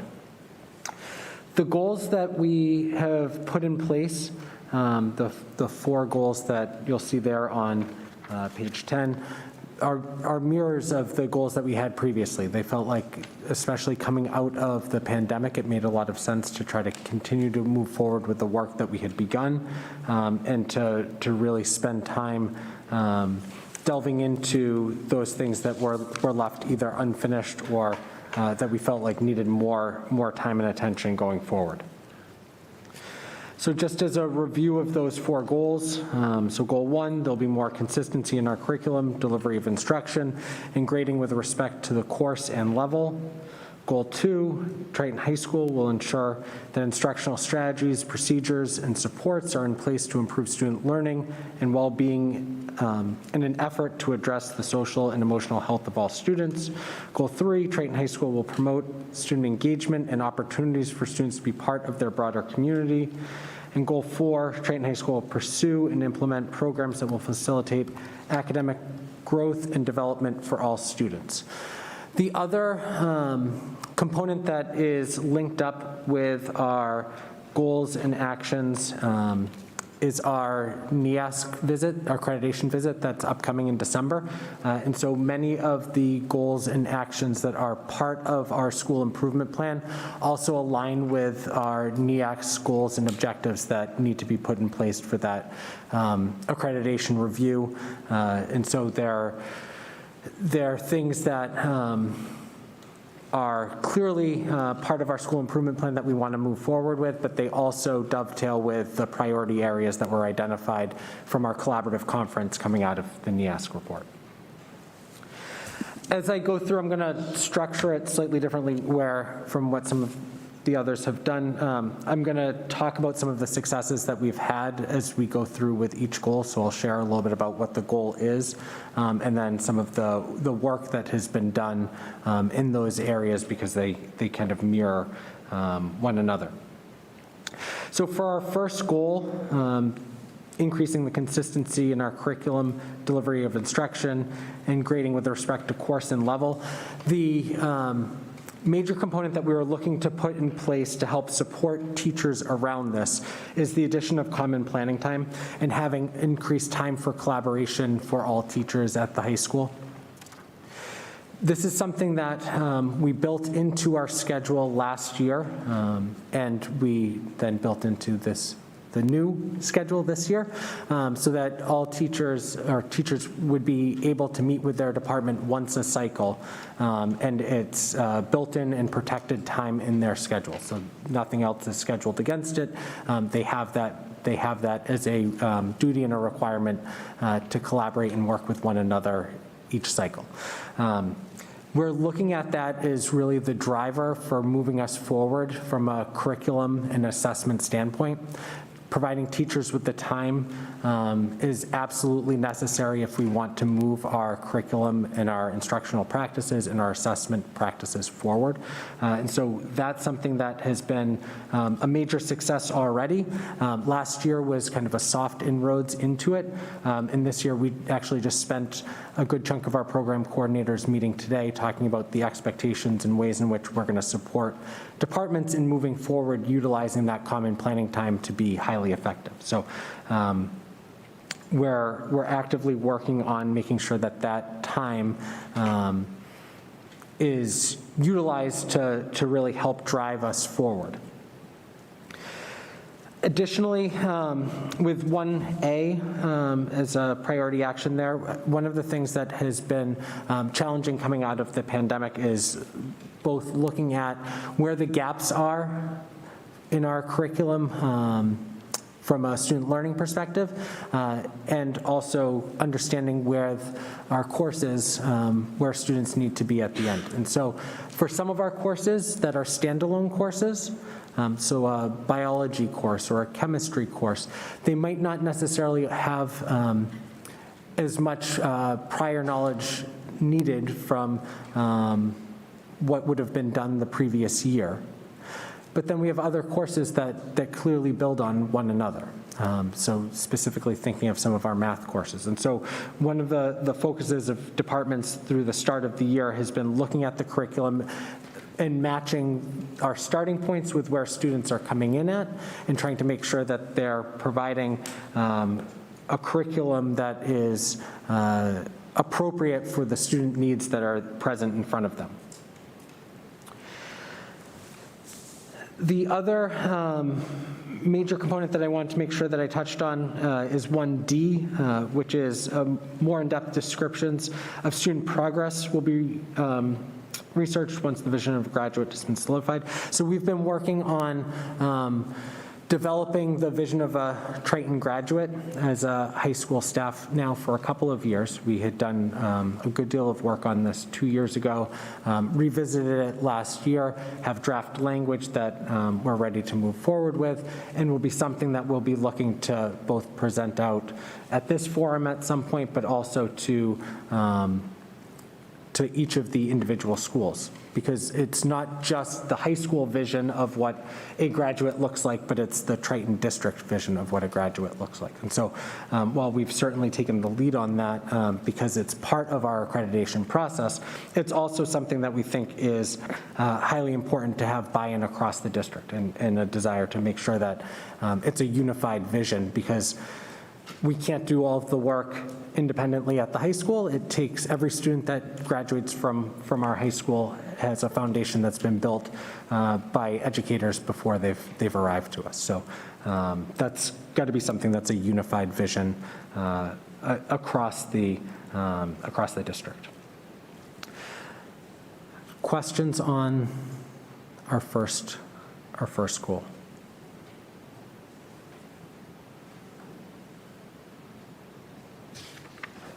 All right. Very good team.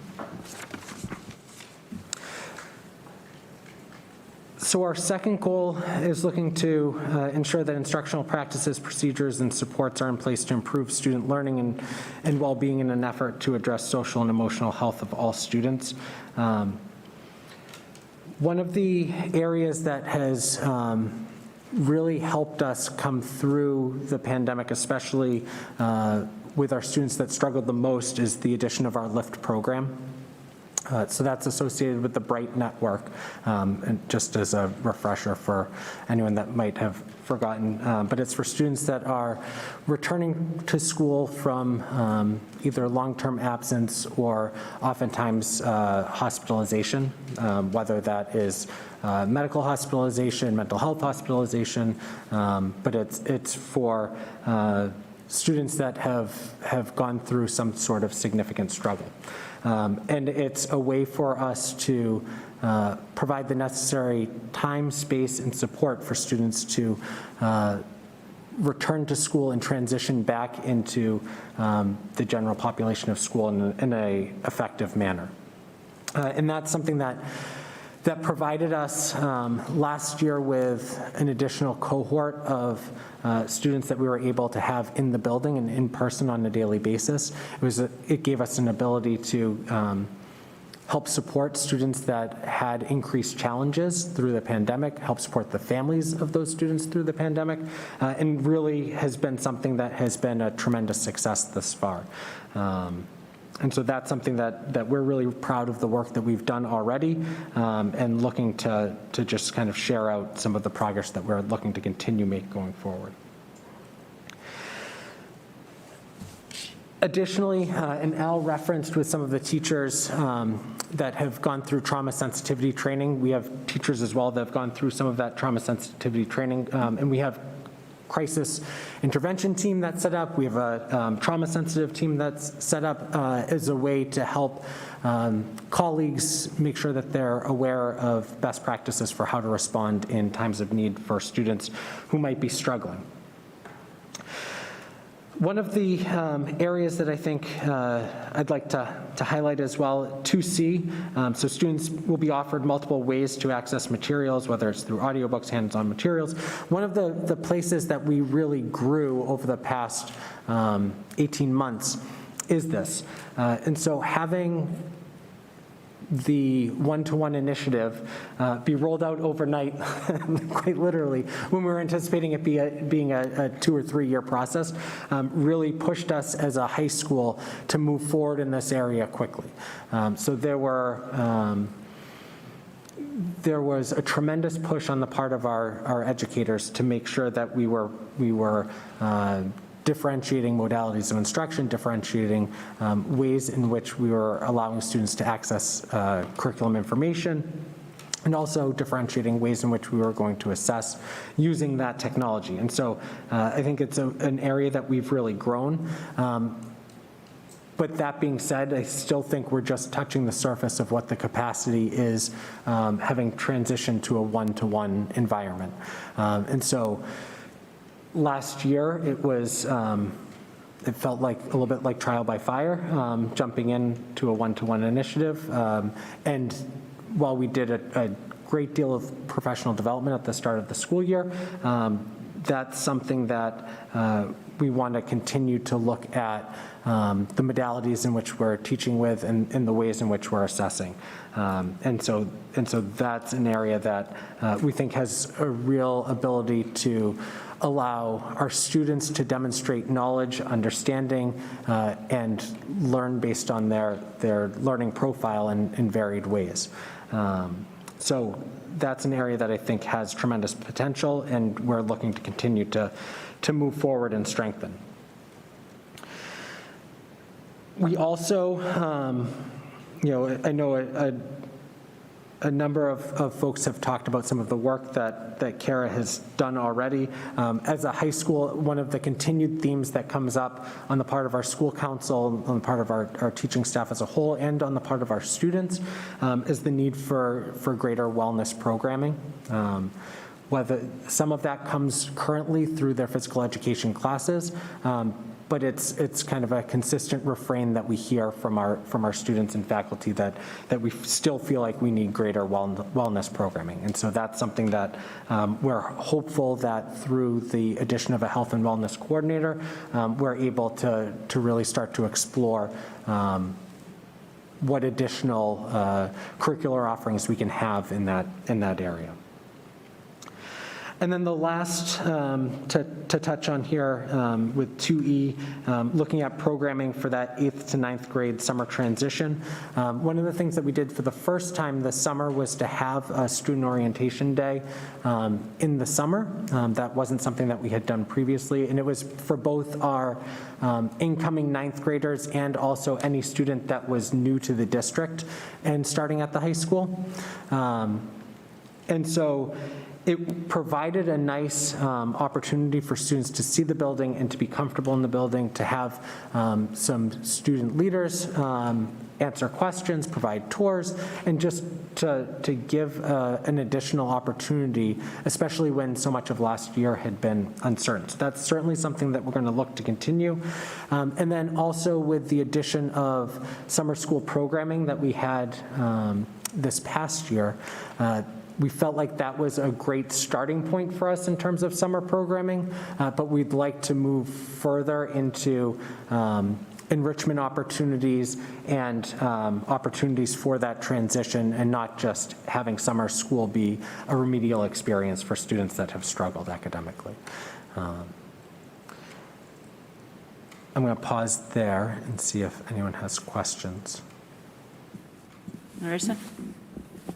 So my one question as I was reading through this was on the summer transition program. Is that something you're looking at for next summer, or is that something farther down the road?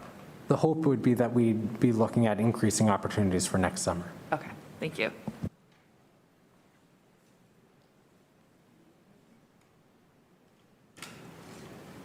Okay.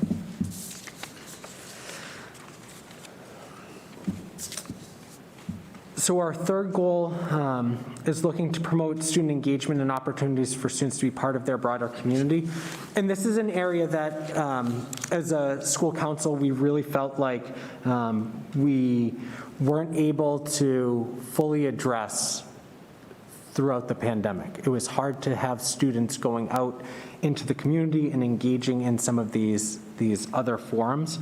And so it's also an area that we're really looking to invest in. So some of this I actually think goes directly to part of the district strategy in terms of marketing Triton. Catherine talked about the use of Twitter, but when people see happy students who are helpful, their perception changes about what the school and the community are like. And our students are exceptional. And our students on a regular basis amaze us and look for active ways to help others in their community. And so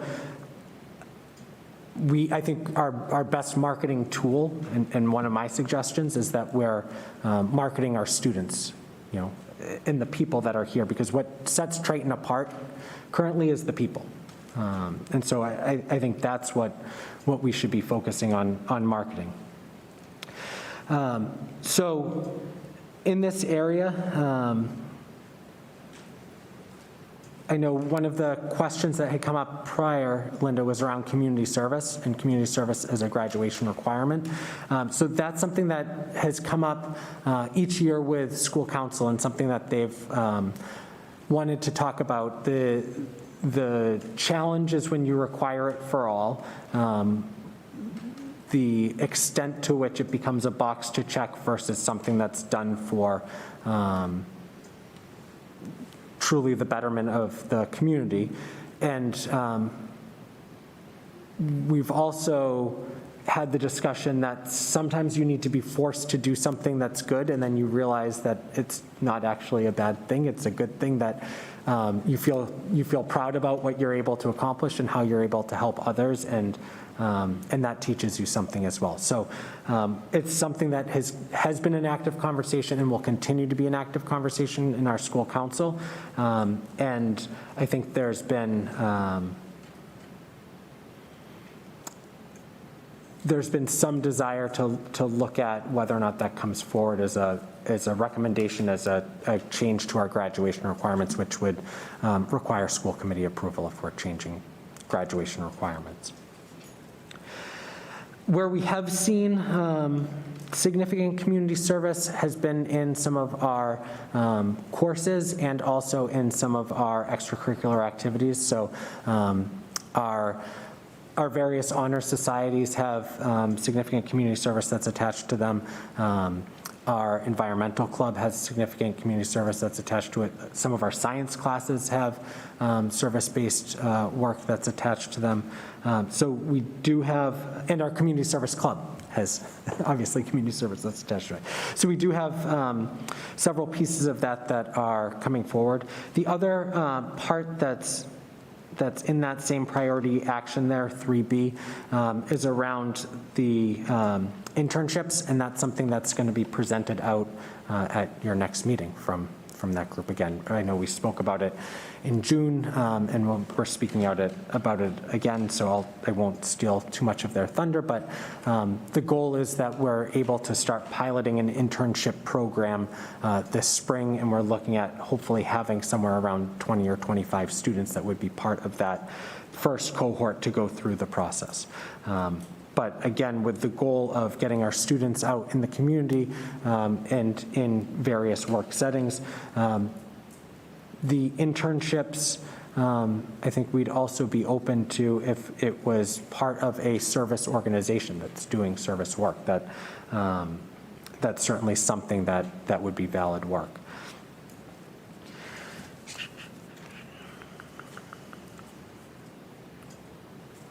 Sorry, I'm just checking my notes for where I want to touch on next.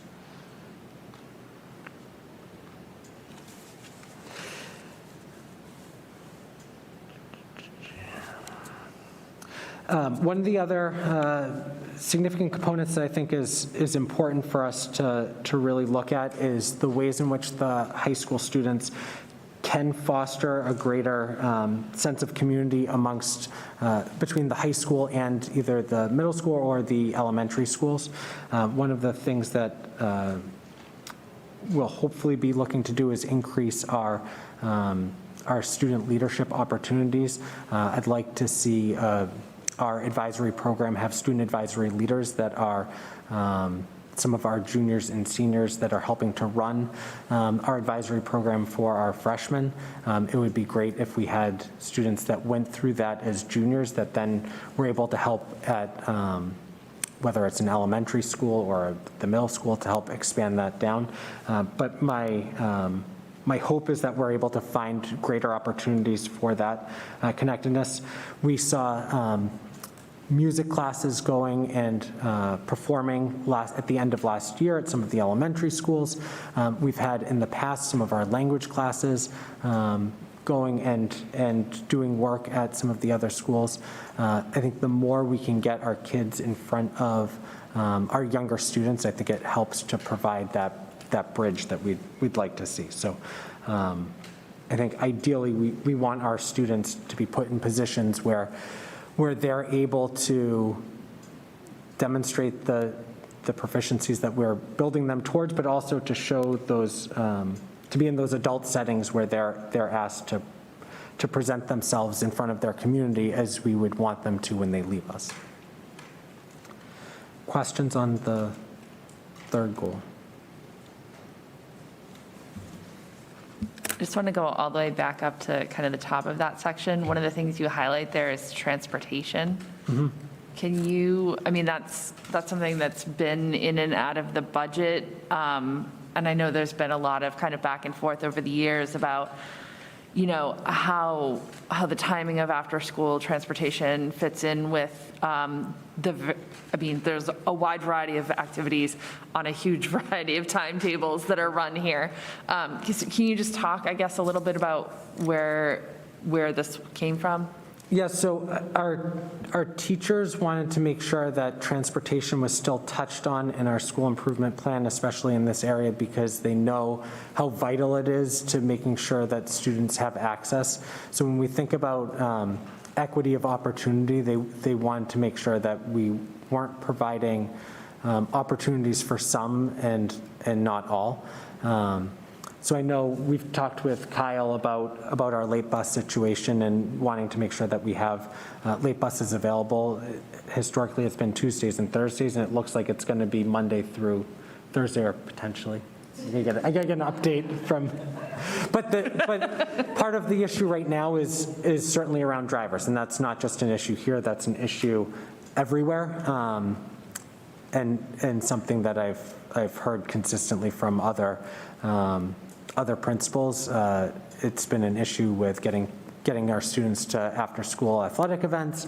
So the transportation is a challenge, and it's something that we certainly want to continue to work towards making sure we have those opportunities available. But when we write the school improvement plan, I think we write it for what we would like, not necessarily the reality of whether or not there's a bus driver shortage. Right, okay, thank you. I don't know if you want to. Okay.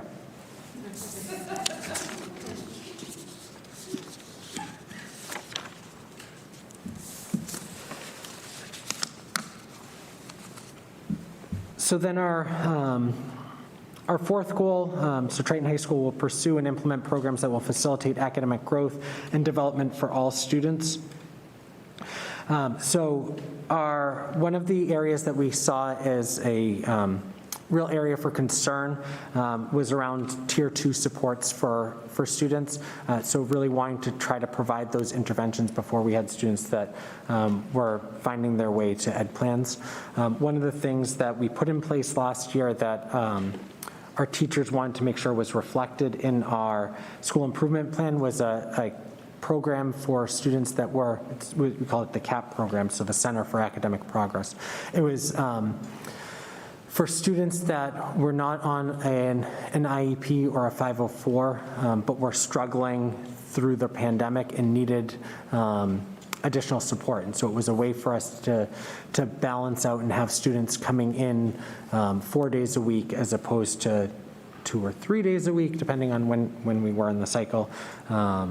And then eventually 5 days a week, and have a dedicated special educator that was there to help support them provide the interventions that they need on a short-term basis. So we're looking at that as a 10-week intervention, and then if a student required additional support beyond those 10 weeks, it was a trigger for us to say something else might be going on, we should be thinking about a referral to special education.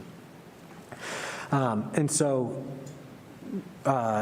we really wanted to make sure that we had a priority action here that recognized the need for additional Tier 2 supports and interventions for tutoring services to help students catch up hopefully coming out of the pandemic.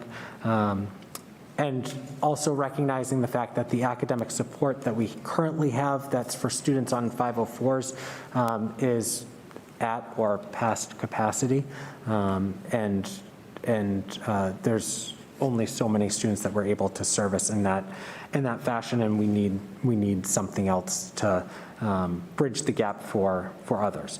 We think that we've got a way forward currently with some of the staffing or lack thereof staffing in terms of changes that happened late in the summer and ways in which we were able to move staffing around that we're hoping that we'll be able to hire someone that will be able to fill in this gap to provide additional services. So the real goal here is to make sure that we're trying to catch students before they are requiring long-term intervention, and that we're able to kind of bolster their skills and prop them up when we are first seeing signs of struggle, rather than waiting until something gets more significant. One of the other significant pushes that we've had over the past 2.5 years now is increasing our elective opportunities for our students. The last 2 years into our program of studies, we've added 14 new elective course offerings, or some are core course offerings.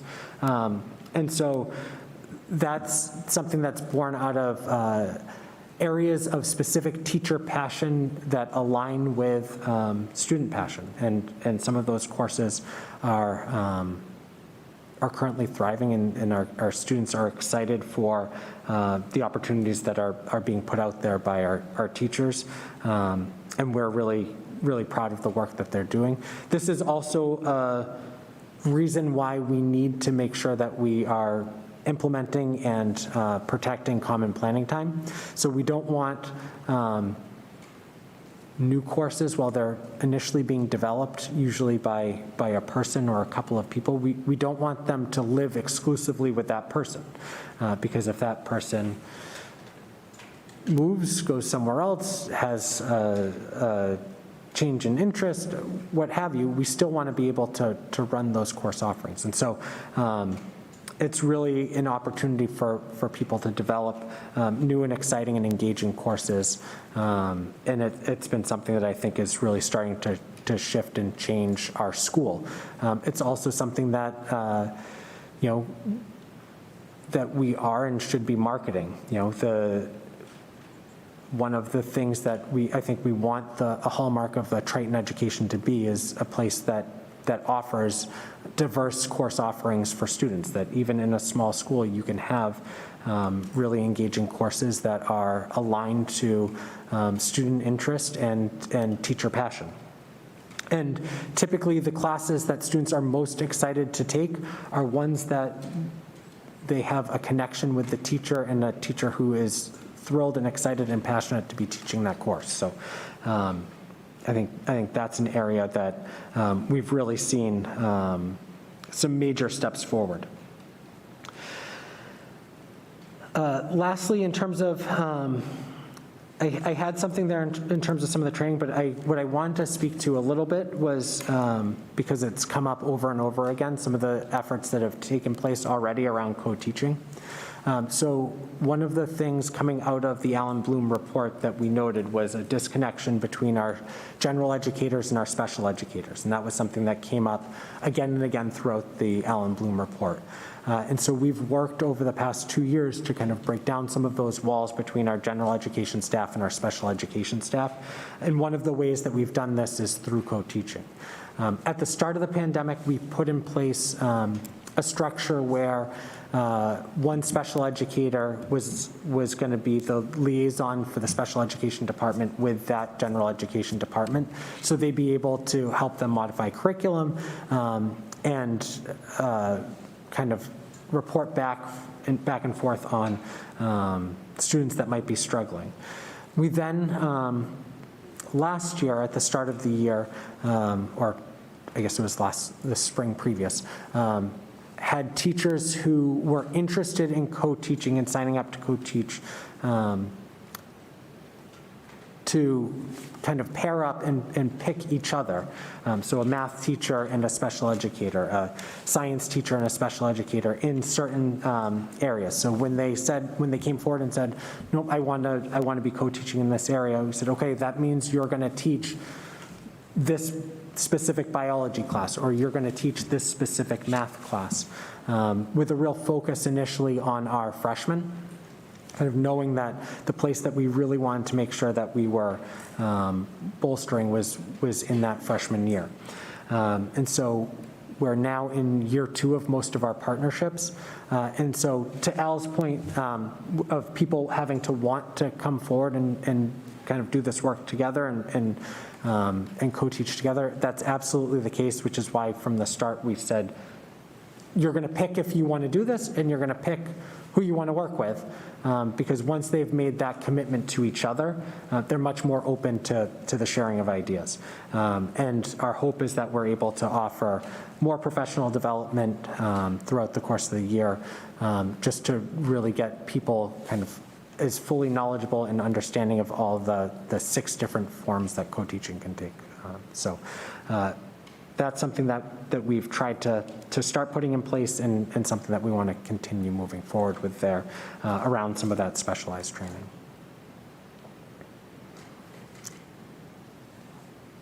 Questions? Any questions? Nursa? I just have one comment. I hope when you're looking at electives for next year and researching those passions that staff and students might have together, that you can find someone who might be interested in beekeeping, because I heard there's a real need. We actually have several teachers that are expert beekeepers. Excellent. But the problem is that they're not bees, they're yellow jackets. And I was derided by one for referring to them as bees, because they are not bees, they are yellow jackets. The bees are nice and they are fuzzy. Yellow jackets are mean and aggressive and not fuzzy. So be careful of calling them bees. Let's properly identify them as yellow jackets. But we do actually have, we have a student and a teacher that are working on a gardening project in one of our courtyards, with the hope to have nice pollinators and not nasty pollinators. That is good to hear. Thank you, Patrick. Thank you. What I'd like to say is, over the past 18 months, I know that we've all had troubles with the pandemic, but I want to congratulate all of you. I know it's harder for you guys because you have to take care of your students and your teachers, and trying to do it remotely, I know must have been difficult. So I want to thank you all for all the great work that you've done over the 18 months. Yes. And I would like Thank you to for supporting each other. Yes. Thank you all for coming tonight, and I'd like to suggest you all go home, because there's a couple thousand kids walking through the doors in a few hours here now, so go home and get some sleep before the chaos starts again. Thank you all. Is that an option?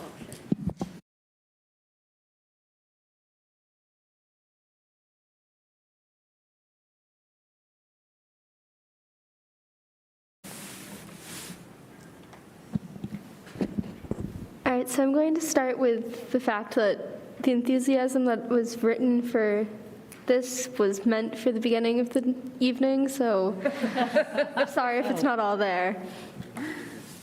Welcome, fellow Tritonians. You need not be a student hearing Mr. Brennan say this frequently to be one of us.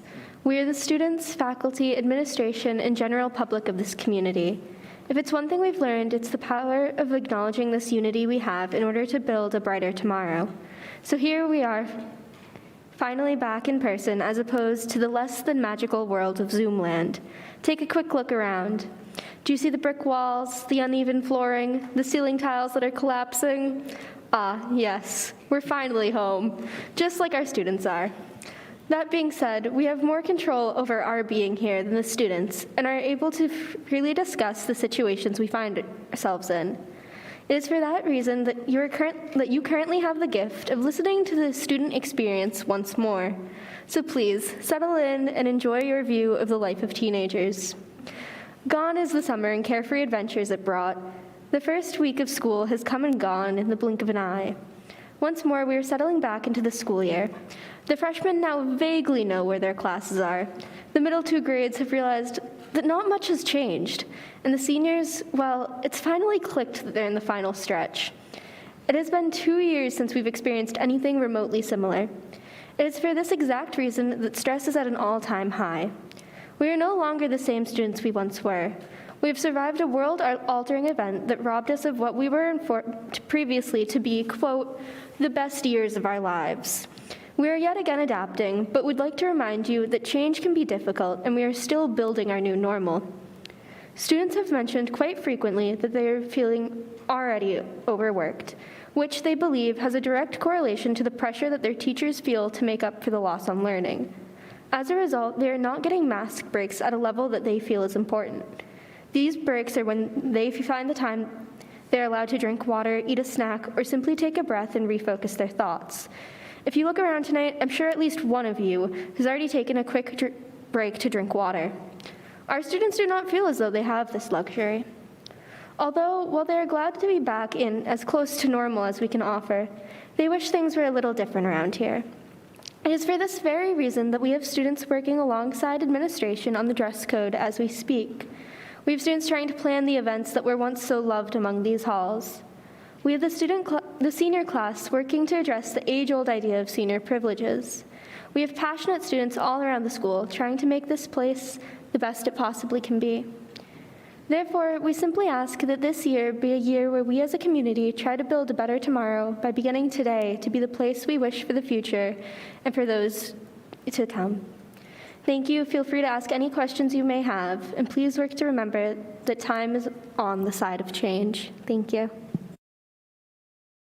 Thank you, Kaylee. Does anybody have any questions? I just want to say eloquent as always, and Kaylee for president.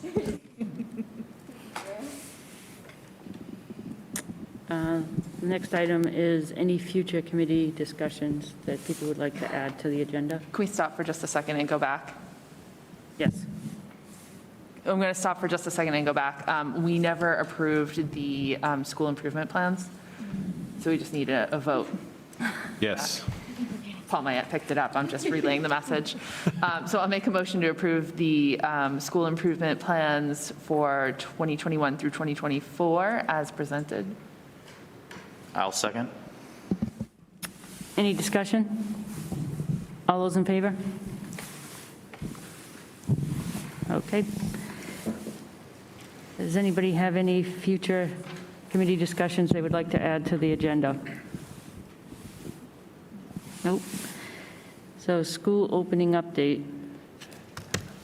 I will keep this brief, just to give you a quick update on our opening. Obviously, it was a successful start to the year. It was obviously very different in that students are coming back in masks, but it was somewhat normal in the fact that students were coming back. So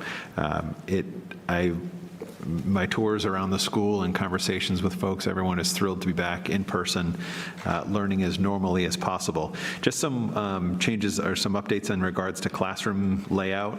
You know that there are no DESE requirements right now in regards to distancing. However, as we have had cases emerge, we are realizing the importance of that 3-foot, maintaining that 3-foot distancing. So it's allowed us, if you keep an eye on the dashboard, there is a case about every day, but the impact has been pretty minimal in regards to those who are having to quarantine, even those who have had to end up in the test and stay protocol. So certainly maintaining 3 feet wherever we can is something we are attempting to do. At the secondary level, obviously our students are vaccinated or have the opportunity to be vaccinated, and we're currently collecting the data in regards to, on a voluntary basis, who is vaccinated. So at the secondary level, we're shifting. Up until now, we've had everything in rows, 3 feet apart in rows. You heard some of the principals talk about having kids work together and do teacher working groups at the elementary level. Teachers are monitoring it, and you can hear them. I think it was Nicole was talking about, teachers like, okay, 13 minutes, you're done. So no more, you can't be with the same students for 13 minutes, more than 15 minutes in 24 hours. So being very cognizant of that, and obviously none of those students we know are vaccinated. At the secondary level, middle school and high school, they've been in rows. We're shifting that up now and allowing desks to be set up in alternative arrangements as long as there's still 3 feet of physical distancing between the students. We obviously know now that it's not as much about the distancing as much as it is about the quality of the air. So still maintaining that 3-foot distance. but allowing students, or allowing teachers rather, to set up their classrooms, whether it's a science lab or an English classroom or a history room where a social studies where they're having debates and class discussions. Students in rows is not the best decision or the best setup pedagogically. So making that slight shift there. As far as vaccines, just a note again, we are collecting that on a voluntary basis from staff and students. We rolled that out last week. Nurses are in the process of collecting that information. We will keep going and getting as much information as we can on a voluntary basis. We know that the 80% threshold is what was shared by DESE.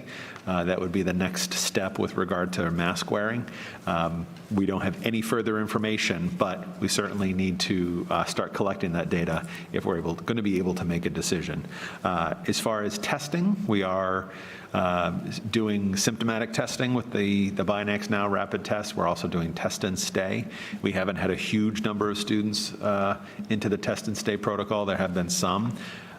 We are, I wouldn't say fighting with the state, but CIC Health is who manages the testing program, and it has been, they're dealing with all the same staffing shortages and everything else that the rest of the world is dealing with. So we have the testing protocols, we have the testing kits, the nurses are administering them. We're still not able to report the results. We're obviously keeping those results locally, but it's the Crush the Curve is the state program that's tracking all that.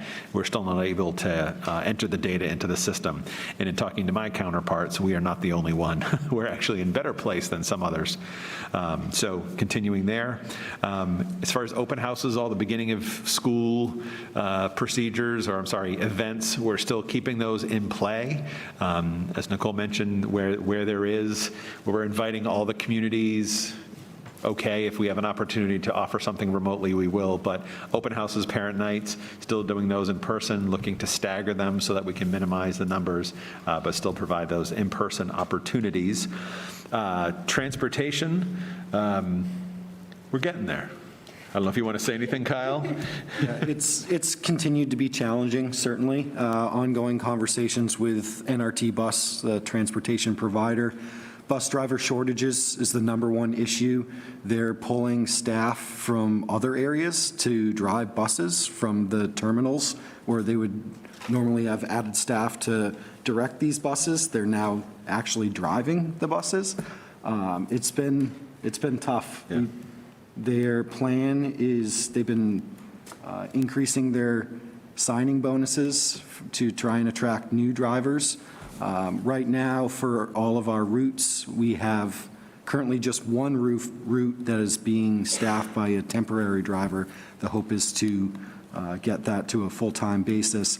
But like Patrick was alluding to, the late buses and the athletic buses are being filled by many temporary drivers. And so we're pushing to try and get, especially those late buses, to get some, make sure we could implement those at a high quality level so that if students are staying after school, those buses will show up and they won't be left hanging. So that's continued to be we've been pushing on that. Yeah. So the priority is obviously the daytime, right, to and from school. And we're lucky in that, again, as Kyle has mentioned, because we continue to pay our drivers through the course of last year, that certainly had an impact on the majority of our drivers still being here. We do not have any National Guard drivers. I know that's been in the news. With NRT, we do not have any National Guard drivers driving for us. But we do have a system in place now, so specifically with athletics, as we talked about during the workshop, where we're asking them to make a call by 11 a.m. or noon if they know they're not going to be able to get a driver, to then be able to call Tim, the athletic director, and say, we don't have a driver for the girls soccer team to get to Hamilton Wenham. So Tim can then work, can they adjust the game later? Or they said, I can get the bus there at 4:30, adjust the game later, cancel the game, communicate with families. So we are working towards that, but that is not a problem that's going to go away quickly. But all things considered, we're in very good shape, I would say. Yeah, so any other questions about opening of school protocols, safety, distancing, anything? Yeah. I just have a quick question, Brian. So you mentioned that they're collecting the vaccination data for the middle school, high school students on a volunteer basis. Can you say, have they received a lot of? I honestly don't know. I haven't even checked in yet. I figured we were going to give it a couple weeks. It's not. It was not a flood. I would say that. Okay. Yeah. Thank you. Marissa? Can I just ask real quick, Brian, mask breaks, because that's something, I know Kaylee mentioned it in her report, but I've also heard that quite a bit. Yeah. Is the ideal the same as last year with one break per period? At the high school level now, or middle school and high school now, the periods are shorter, 50 some odd minutes. So I honestly don't know. I don't know how many breaks they're taking. I know it's been left to the teacher discretion and allowing them to take a break if they feel there's a need or a number of students feel the need. At the elementary, there's more breaks inherently built in. Yeah. So I don't know if Kaylee can add to that. I don't know what the technical standard is, but I can say that the majority of days, I'm lucky if I get 2 or 3 a day, so. Over the course of a day? Over the course of a day, and normally they'll last around 5 minutes, as opposed to last year, they would last like 15, so it's a lot shorter and a lot less frequent. Yeah, I've also heard that the last one that you get for the day is very often the end of the day, so you're leaving anyway. All of them are normally scheduled towards like the last few minutes of class, and a lot of the teachers will run into that time and then say, oh, forgot, sorry, tomorrow. So it's definitely become difficult. I don't know, if there isn't a set of guidance, maybe one could be developed just so that there's some consistency to it. Absolutely. Because I think that, having those breaks, that ability to get a drink, to, Absolutely. whatever, is important. We'll take a look at that. Thank you. Okay, next item on the agenda is the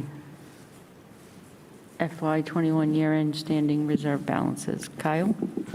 Yeah, so be happy to give a quick follow-up on the document that was presented at the September 11th workshop. So attached to the agenda is a projected year-end standing. I can say that as Karen Denon, the accountant, and myself have been going through this, these assumptions and figures have been holding true. Right at the top there, we're looking at about 1.2 million of unexpended funds from the FY21 budget. Big number, certainly a lot larger than we've been dealing with in the past few years or ever. These aren't structural surpluses. They're all directly related to COVID. 2/3 of them anyway, right off the bat, could be our transportation, which was about a $400,000 of unexpended funds, the health and dental insurance premium holiday.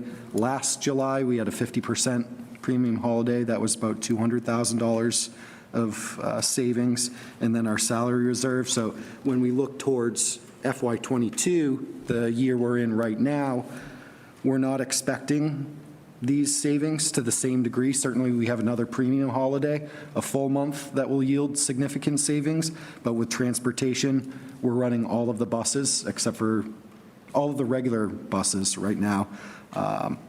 Utility costs we expect to be consistent with prior years. So 1.2 million of unexpended funds, and then the revenues looking at collecting about 65,000 more than anticipated. The majority of that is related to regional transportation revenues from the state coming in higher than expected. Now, those savings in the general fund and those revenue surpluses need to be used to offset the revolving fund deficits that occurred during the year because we were not collecting tuitions for certain programs like full day K and preschool kids clubs. All those costs associated with those programs were still charged to the revolving funds.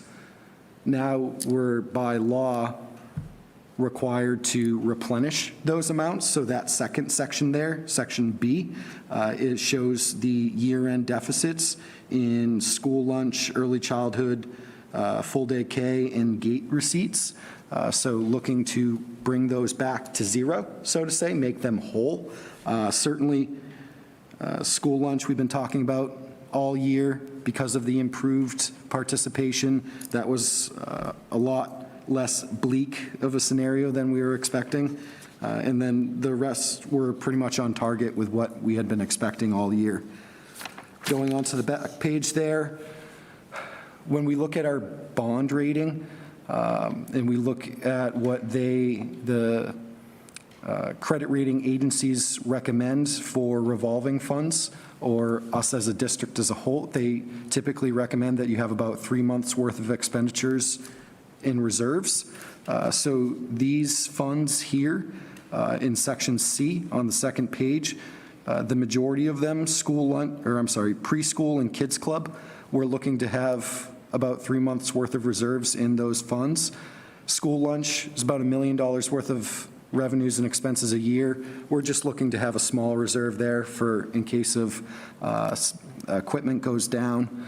And then the circuit breaker fund, that's the big talk, or I don't know how I want to put it, but the big ticket item of the year. That fund is used to account for special ed out-of-district tuitions. Circuit breaker is a state funding source, and by design, by legislation, what the state suggested was that you had 1 full year's worth of revenues on reserve in that fund, so that going into the budget cycle, you could use that exact number rather than trying to estimate what the costs actually were going to be. But getting those level of reserves is a real challenge. This year, with these unexpected funds, it's enabled us to get to that point. So we have annually about 1.1 million of revenues from the state. So we're looking to bring that fund balance up to 1.1, and that would mean an increase of 680,000. And then working our way down, netting all of these together, what's our impact on E&D, excess and deficiency, which is our the equivalent of free cash that everybody talks about in the communities. We started the year with just under 500,000. That was as of FY20. When we take all of these components, the unexpended general fund amounts, the revolving fund deficit replenishments, and then the revolving fund restorations, the net would be an anticipated increase of just about 215,000, bringing the projected FY21 E&D balance to 715,000. Any questions on that before I jump into the next steps? Paul? So, Kyle, is that $680,000, is that an estimate or is that a hard number? That's a hard number that we can, that's a hard number. Because what our goal was is we started, where do I want to put it? In that fund, without making any adjustments, we were going to have a year-end fund balance of $400,000. So to bring it up to the maximum allowable of 1.1 million, we're going to reclassify costs that were initially charged to that fund group and move them over to the budget. So therefore, we can grow that fund balance up to the maximum allowable. Does that make sense? Sort of.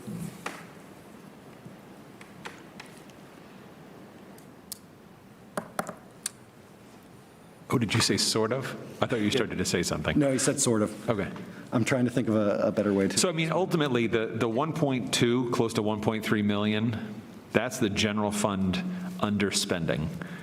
And that was largely healthcare savings, premium holiday, transportation savings, lots of staff positions we just weren't able to fill throughout the year, even though we tried.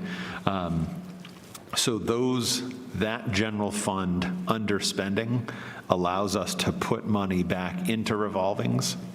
B is truly getting rid of deficits, and C is adding back to to revolving balances.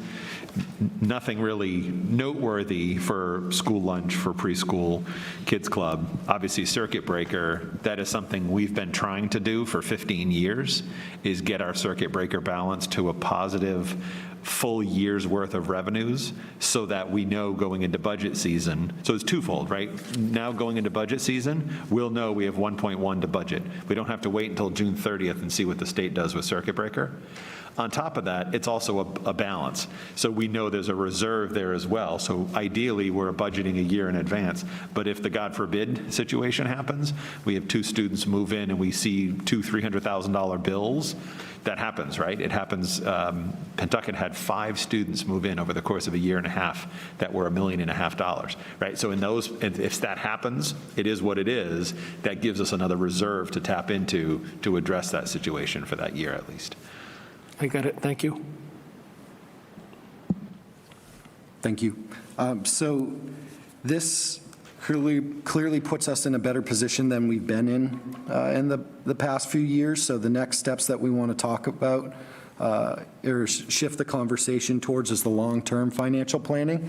At Finance Subcommittee this past week, we were chatting about the treasurer, Kevin Mahoney, and myself leading that discussion, first at the next Finance Subcommittee, talking about the our credit rating, what the most recent credit rating report stated as what were the positives, but what were the negatives? What do we need to improve on? Reserves were one of those elements.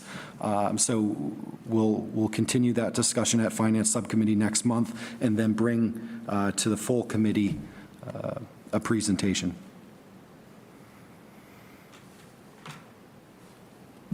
Any questions? The only other thing I would add is that because our excess and deficiency balance is will be greater than 590,000, we will be using 90,000 to offset the town's assessment for the stadium. So that 715 will quickly become 625 because in essence for fiscal 23 we'll use 90. So obviously the towns will be in favor of that. But even if the E&D was at $1.5 million, it's still 90,000. So it caps at 90,000. So anyway, between 5 and 590, we put 90 towards their assessment. Anything over 590, it's still, we just put 90,000 in, so.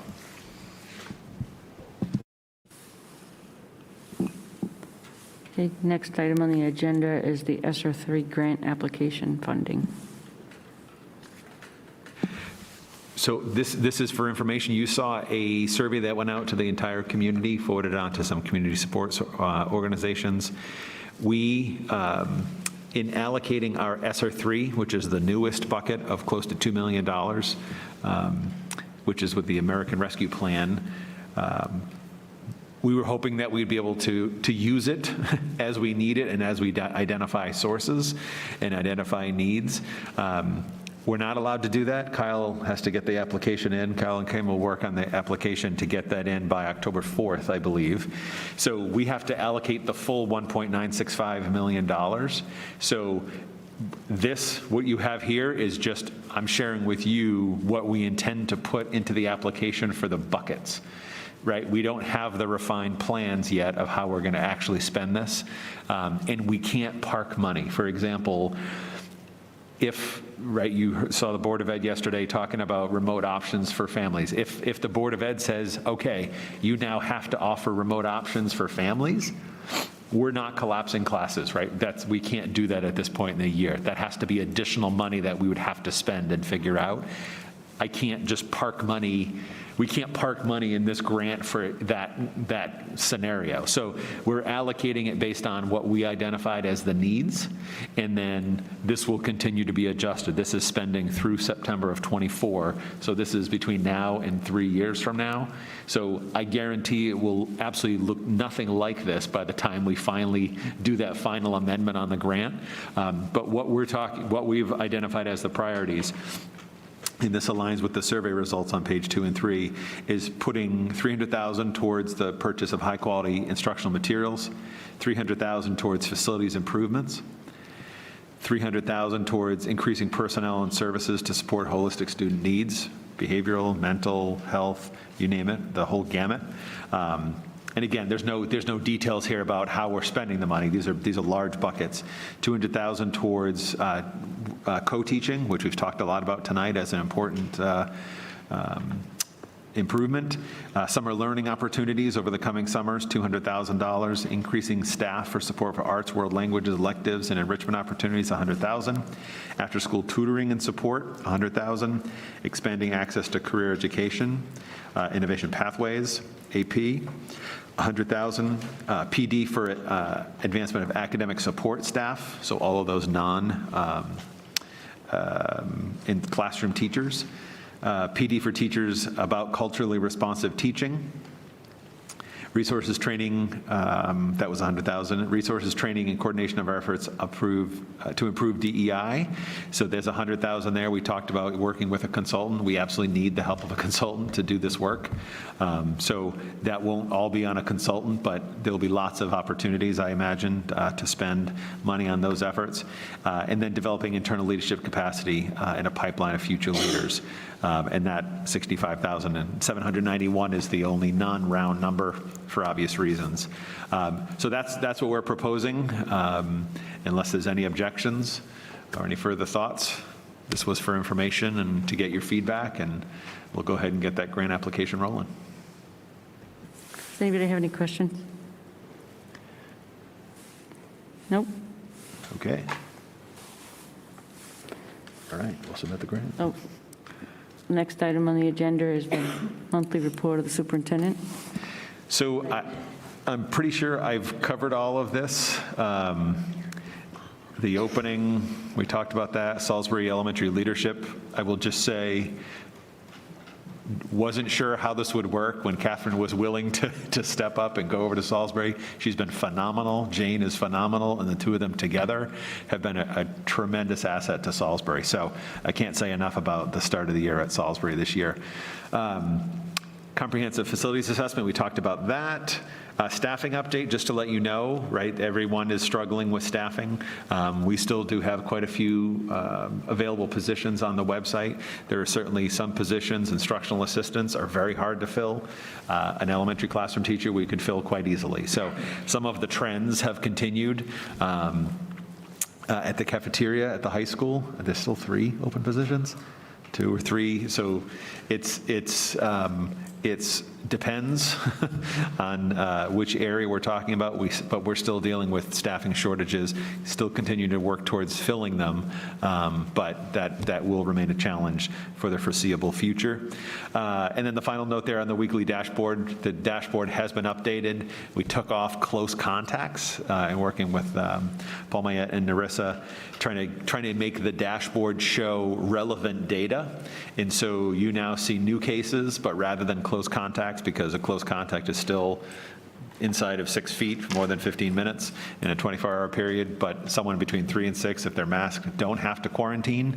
So that gets confusing. So what we're reporting is the number of cases and then the resulting number that ended up in actual quarantine and the number that ended up in the test and stay protocol. So that is updated. There's still some other data that was moved off. And then at the bottom, there's a placeholder for the vaccination information. So as soon as we get further clarification about how we need to be tracking and reporting that, we'll develop out that. I should say Paul will, the collective Paul, will develop that out and have that data updated on a daily basis. Also to let you know, now on a weekly basis, DESE is collecting case counts. Last year it was a phone call to someone and see if they picked up the phone or not and called you back. Now it's actually through our secure portal. We're just reporting the district, the school, the number of student cases, the number of staff cases. They were asking about, if the person had been in school in the last 7 days, and if the answer was no, they weren't putting that in their state totals. Now it's just a straight count. So the DESE data that comes out on Thursday will be, the cutoff is Wednesday night at 5 p.m. So now on Thursday, our data will match our dashboard, which is a very good thing.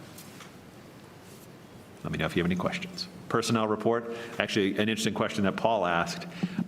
There was a new middle school hire, but no middle school departure. So we actually had 2 times this year, first time I've ever seen this, where we had individuals who were hired over the course of June into July and then disappeared.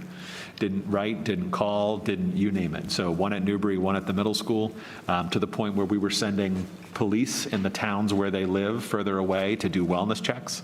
And the police reported back saying, yep, the person is there. There were some extenuating circumstances. They'll be in touch with you. Still never got in touch with us. So I'm writing, for the first time in my life or my career, writing an offer rescission letter. So, I mean, this is weird, but that was someone who was appointed and was on an appointment list back in July, and is not here anymore, so. Any questions? Marissa? I have one question. On the high school hire list, does Scott Doobie have a son that we're hiring, or is that the same Scott Doobie so that's another just fun one. retired? So Scott Doobie hasn't gone away yet. So Scott Doobie retired, and now we have a critical shortage waiver because Patrick has been searching for a technical education teacher since March. So there's a licensure waiver if someone doesn't have a licensure, and then there's a critical shortage. So the critical shortage allows a person to remain not graduated, what do you call it, retired, and also come back as a full-time teacher. So he is back full-time. We'll have to reapply for the new calendar year. But the search continues, absolutely, and there's been some good prospects that would be available for next year, but weren't available now. So yes, thankfully, Scott was willing to come out of retirement really quickly. Good question.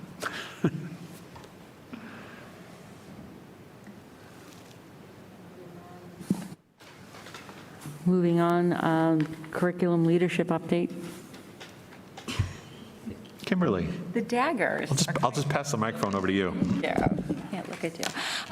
So all of you know, I have reached out to you to share with you the news that I will be leaving Triton after 23 years in this district, a district that I love and I will always love. I started here as a teacher. I moved on into a Title I director position, and now as assistant superintendent.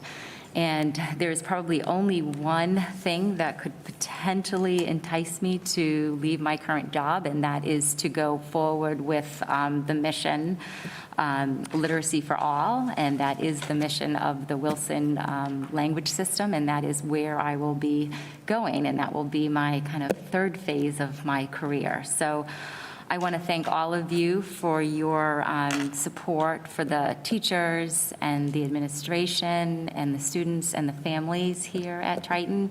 It has always been and will continue to feel like home. I have, like I said, bittersweet emotions. My husband doesn't know whether to give me a tissue or high five me these days because it's been like this. But again, I just want to sincerely thank you for all that you have provided for me and everybody else here in this community. So, thank you. So for Kim, it's bittersweet. For us, it's just bitter. But so I will just say thank you to Kim. I mean, I've worked side by side with her for several years now. It is amazing the work that she's done. So it's really more than 23 years because it was a little gap in there. Since 1993, so almost 30 years of dedication to this district. Started at Salisbury and then on to the district office. So there aren't ways to adequately say thank you. But we'll attempt, and I haven't accepted her resignation yet, so that's kind of like the passive-aggressive side working. But so just as far as how we move forward, I am going to be appointing Anna Bates, who was here and left with the principals, but Anna Bates is currently the teaching and learning coordinator. She is Dr. Anna Bates. I should always approach or call her Dr. Bates. She is licensed as the superintendent, assistant superintendent. So I'm going to appoint her as the interim assistant superintendent for the remainder of this year. And I'm looking, we're going to use the rest of this year to reassess the structure of what we currently have. We have an assistant superintendent, administrator of finance, school business administrator, and special education administrator. There are other structures. So there are structures with student services where Shannon's role would have all student services, and that wouldn't be under an assistant superintendent. So I don't have the right answer right now, but I think this allows us to take the time to reassess the structure and see what we need, and is it the existing positions, or is it reallocating some of those resources to different positions? So Anna will jump into Kim's seat for the remainder of this year. We currently have Anna's teaching and learning coordinator position posted internally. The hope is to find someone who is capable and who would be coming from somewhere where it's the least disruptive to pull that person out in for the current year only. I fully intend that I think at this point, if you were to ask me, I would say there probably aren't two positions there, that it could be one with a restructuring and other supports in other areas. So it likely will not be that that position would continue beyond the year. So looking for those positions entirely on an interim basis. And that gives us the time to reassess and make sure that we're putting our priorities and our resources where they best align with producing good results. So in summary, totally bitter, not accepting resignation, and we have a plan in place. And can I just say, too, that tonight I was so impressed, and I have been all along, with the new administration team. I believe that it is the strongest that I have certainly ever seen here in this district. So I'm confident, and I feel really good, not that I'm leaving, but that there are some great leaders that are ready to go. So just want to add that. Tough time to leave, huh? I know, it's like the part, that's, I know. We all make choices, Kim. Yeah. Does anybody have any questions, comments? If you do have any questions, please contact me. I mean, if you're thinking about structure and thoughts, certainly we'll be a part of the process as we go throughout the year. But thank you, Kim.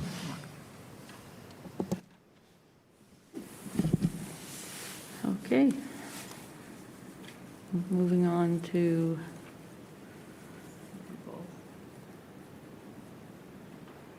Goals. thank you. Goals. School committee goals, sorry. I'm delegating it to Narissa. All right, so I'm gonna take this one real quick. So this is literally pulled straight from the workshop that we have. So there were 4 goals that were in here that I just basically wrote up using much of the same language that was given in the workshop.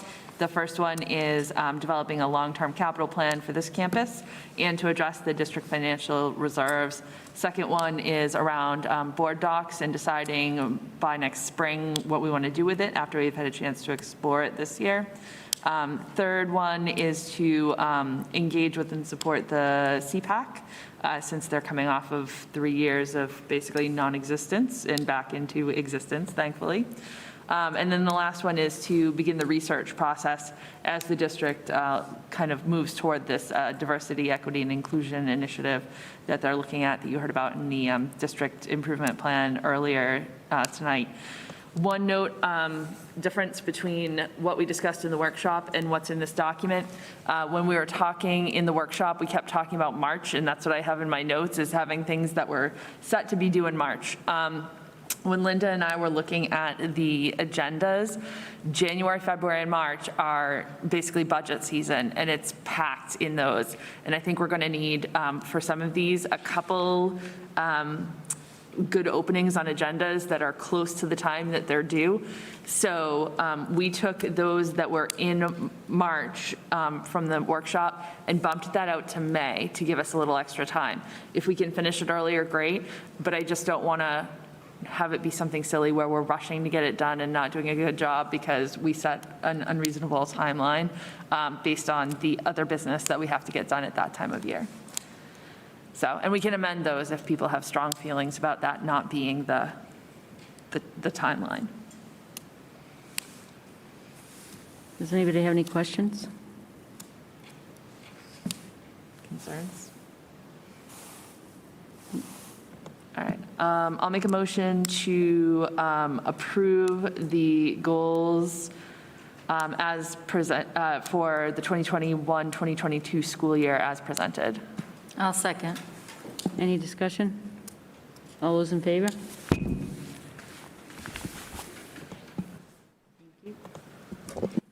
The next item on the agenda is the delegate committee to MASC. So this is, we have every year, MASC has a conference down the Cape, and it's November 3rd to the 5th. But this is the delegate assembly. Oh, it's on Saturday? But it can be, all right. So the conference is the 3rd through the 5th, but the delegate assembly is actually on Saturday, November 6th, starts at 9 a.m., but it will be virtual. Oh, So that's what it says. that's different. So I'm not sure how many people have signed up for the MASC. I believe it's the three of you. Right? Is it just the three? I think it's Maureen, myself, and Marissa. So we need to appoint a delegate. I've done it the last 2 years, so I'm passing in my, I nominate Maureen. I'm actually not sure I can do it on the 6th. Oh. I have, well, It's All right. virtual. It's virtual. You can do it from the beach in Tahiti. what's the time? 9 a.m.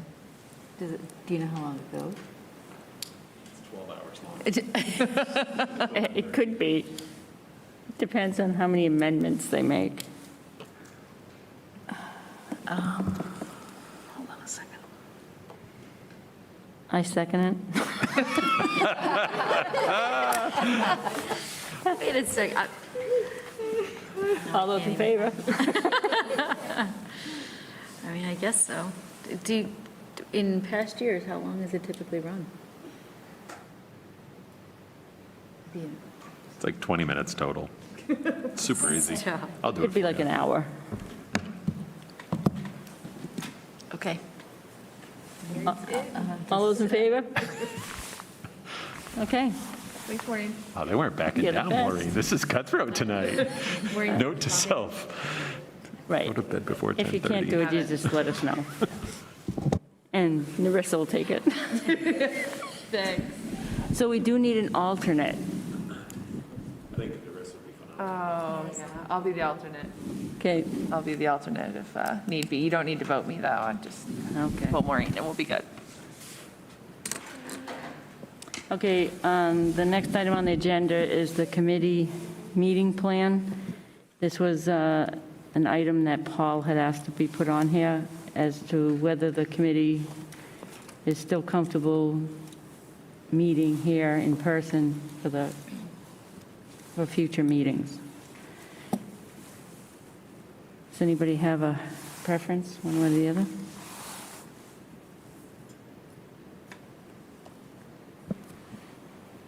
I'm happy to go remote if anybody else is interested.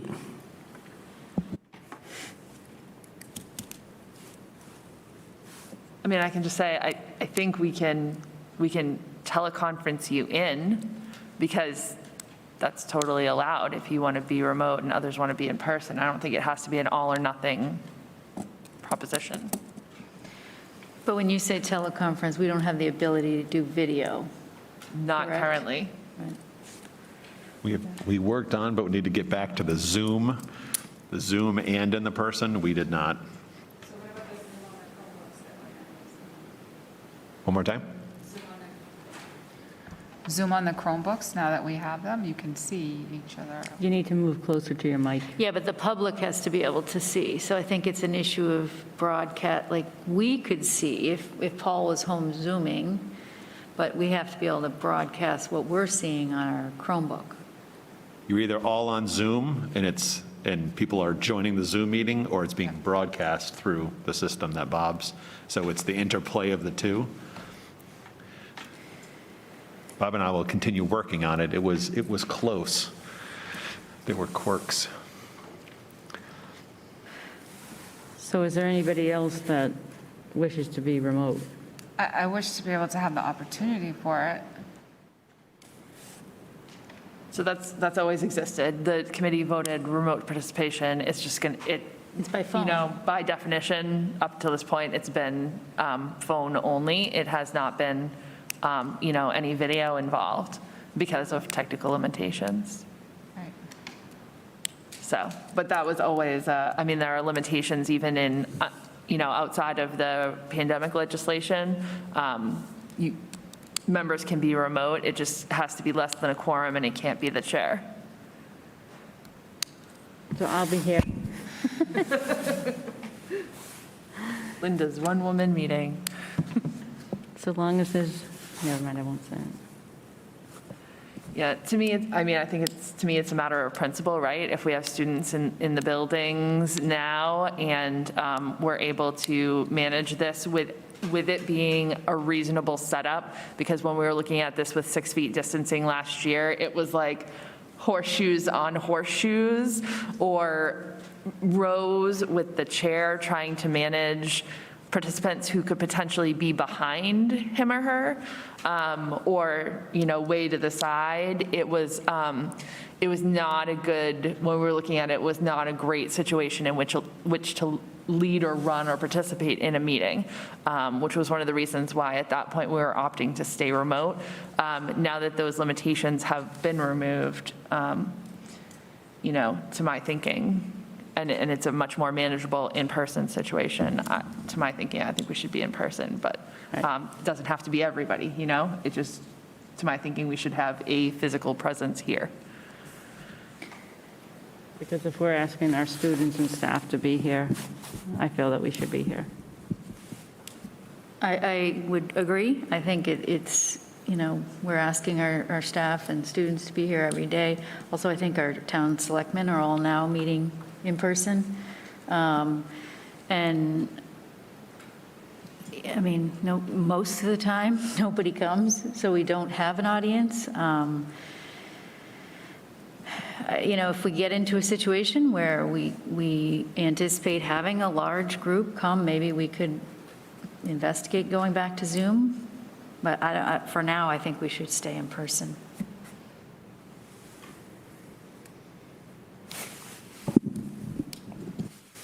So I guess going forward, people can just let us know if they're going to be remote,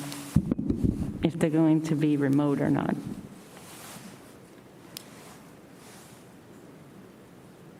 And I would hope, not to put too much on Bob or Brian, that we could continue to look at the potential of adding video to it. I know that Lance had reached out to, and he had some suggestions or options from SCTV that I have no idea if they're relevant here or not, because it was gibberish to me. But, you know, just to try and make it as hybrid as possible, I guess. Yes, I will connect with Bob. Okay. Moving on, we're going to the subcommittee reports and action items, policy and advocacy. I know that they did not meet today. That was canceled because there was no guidance from the Department of Ed. Finance subcommittee. Caitlin had to leave, but we meet again on the, oh gosh, I can't remember what day it is. But on top of our regular, you know, ongoing monitoring of the district's financial situation, we did request that report from Kyle and Kevin to have them come in and talk about what specific types of reserves could affect our bond rating, how to try and, you know, structure something, I guess, in the best way possible, so that hopefully we can start building some reserves in a very strategic way that will have maximum impact on increasing that bond rating as we potentially come into doing some work on this building. Personnel and negotiations, Paul? So I'll jump in here, but I wasn't part of the meeting on September 11th in executive session, but essentially we're going to be meeting with the TRTA this coming Tuesday, September 28th, just to discuss what negotiating issues we have upcoming.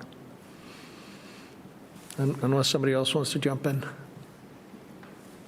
Yeah, I was going to say that and just give you kind of an update on all the different things that PNN has on the docket this year. Okay, there is no correspondence, and I want to thank all of you again for all the work that we all do, and I appreciate everything that you do. Can I have a motion to adjourn? I'll make a motion to adjourn. Second. Any discussion? All those in favor? Have a good night.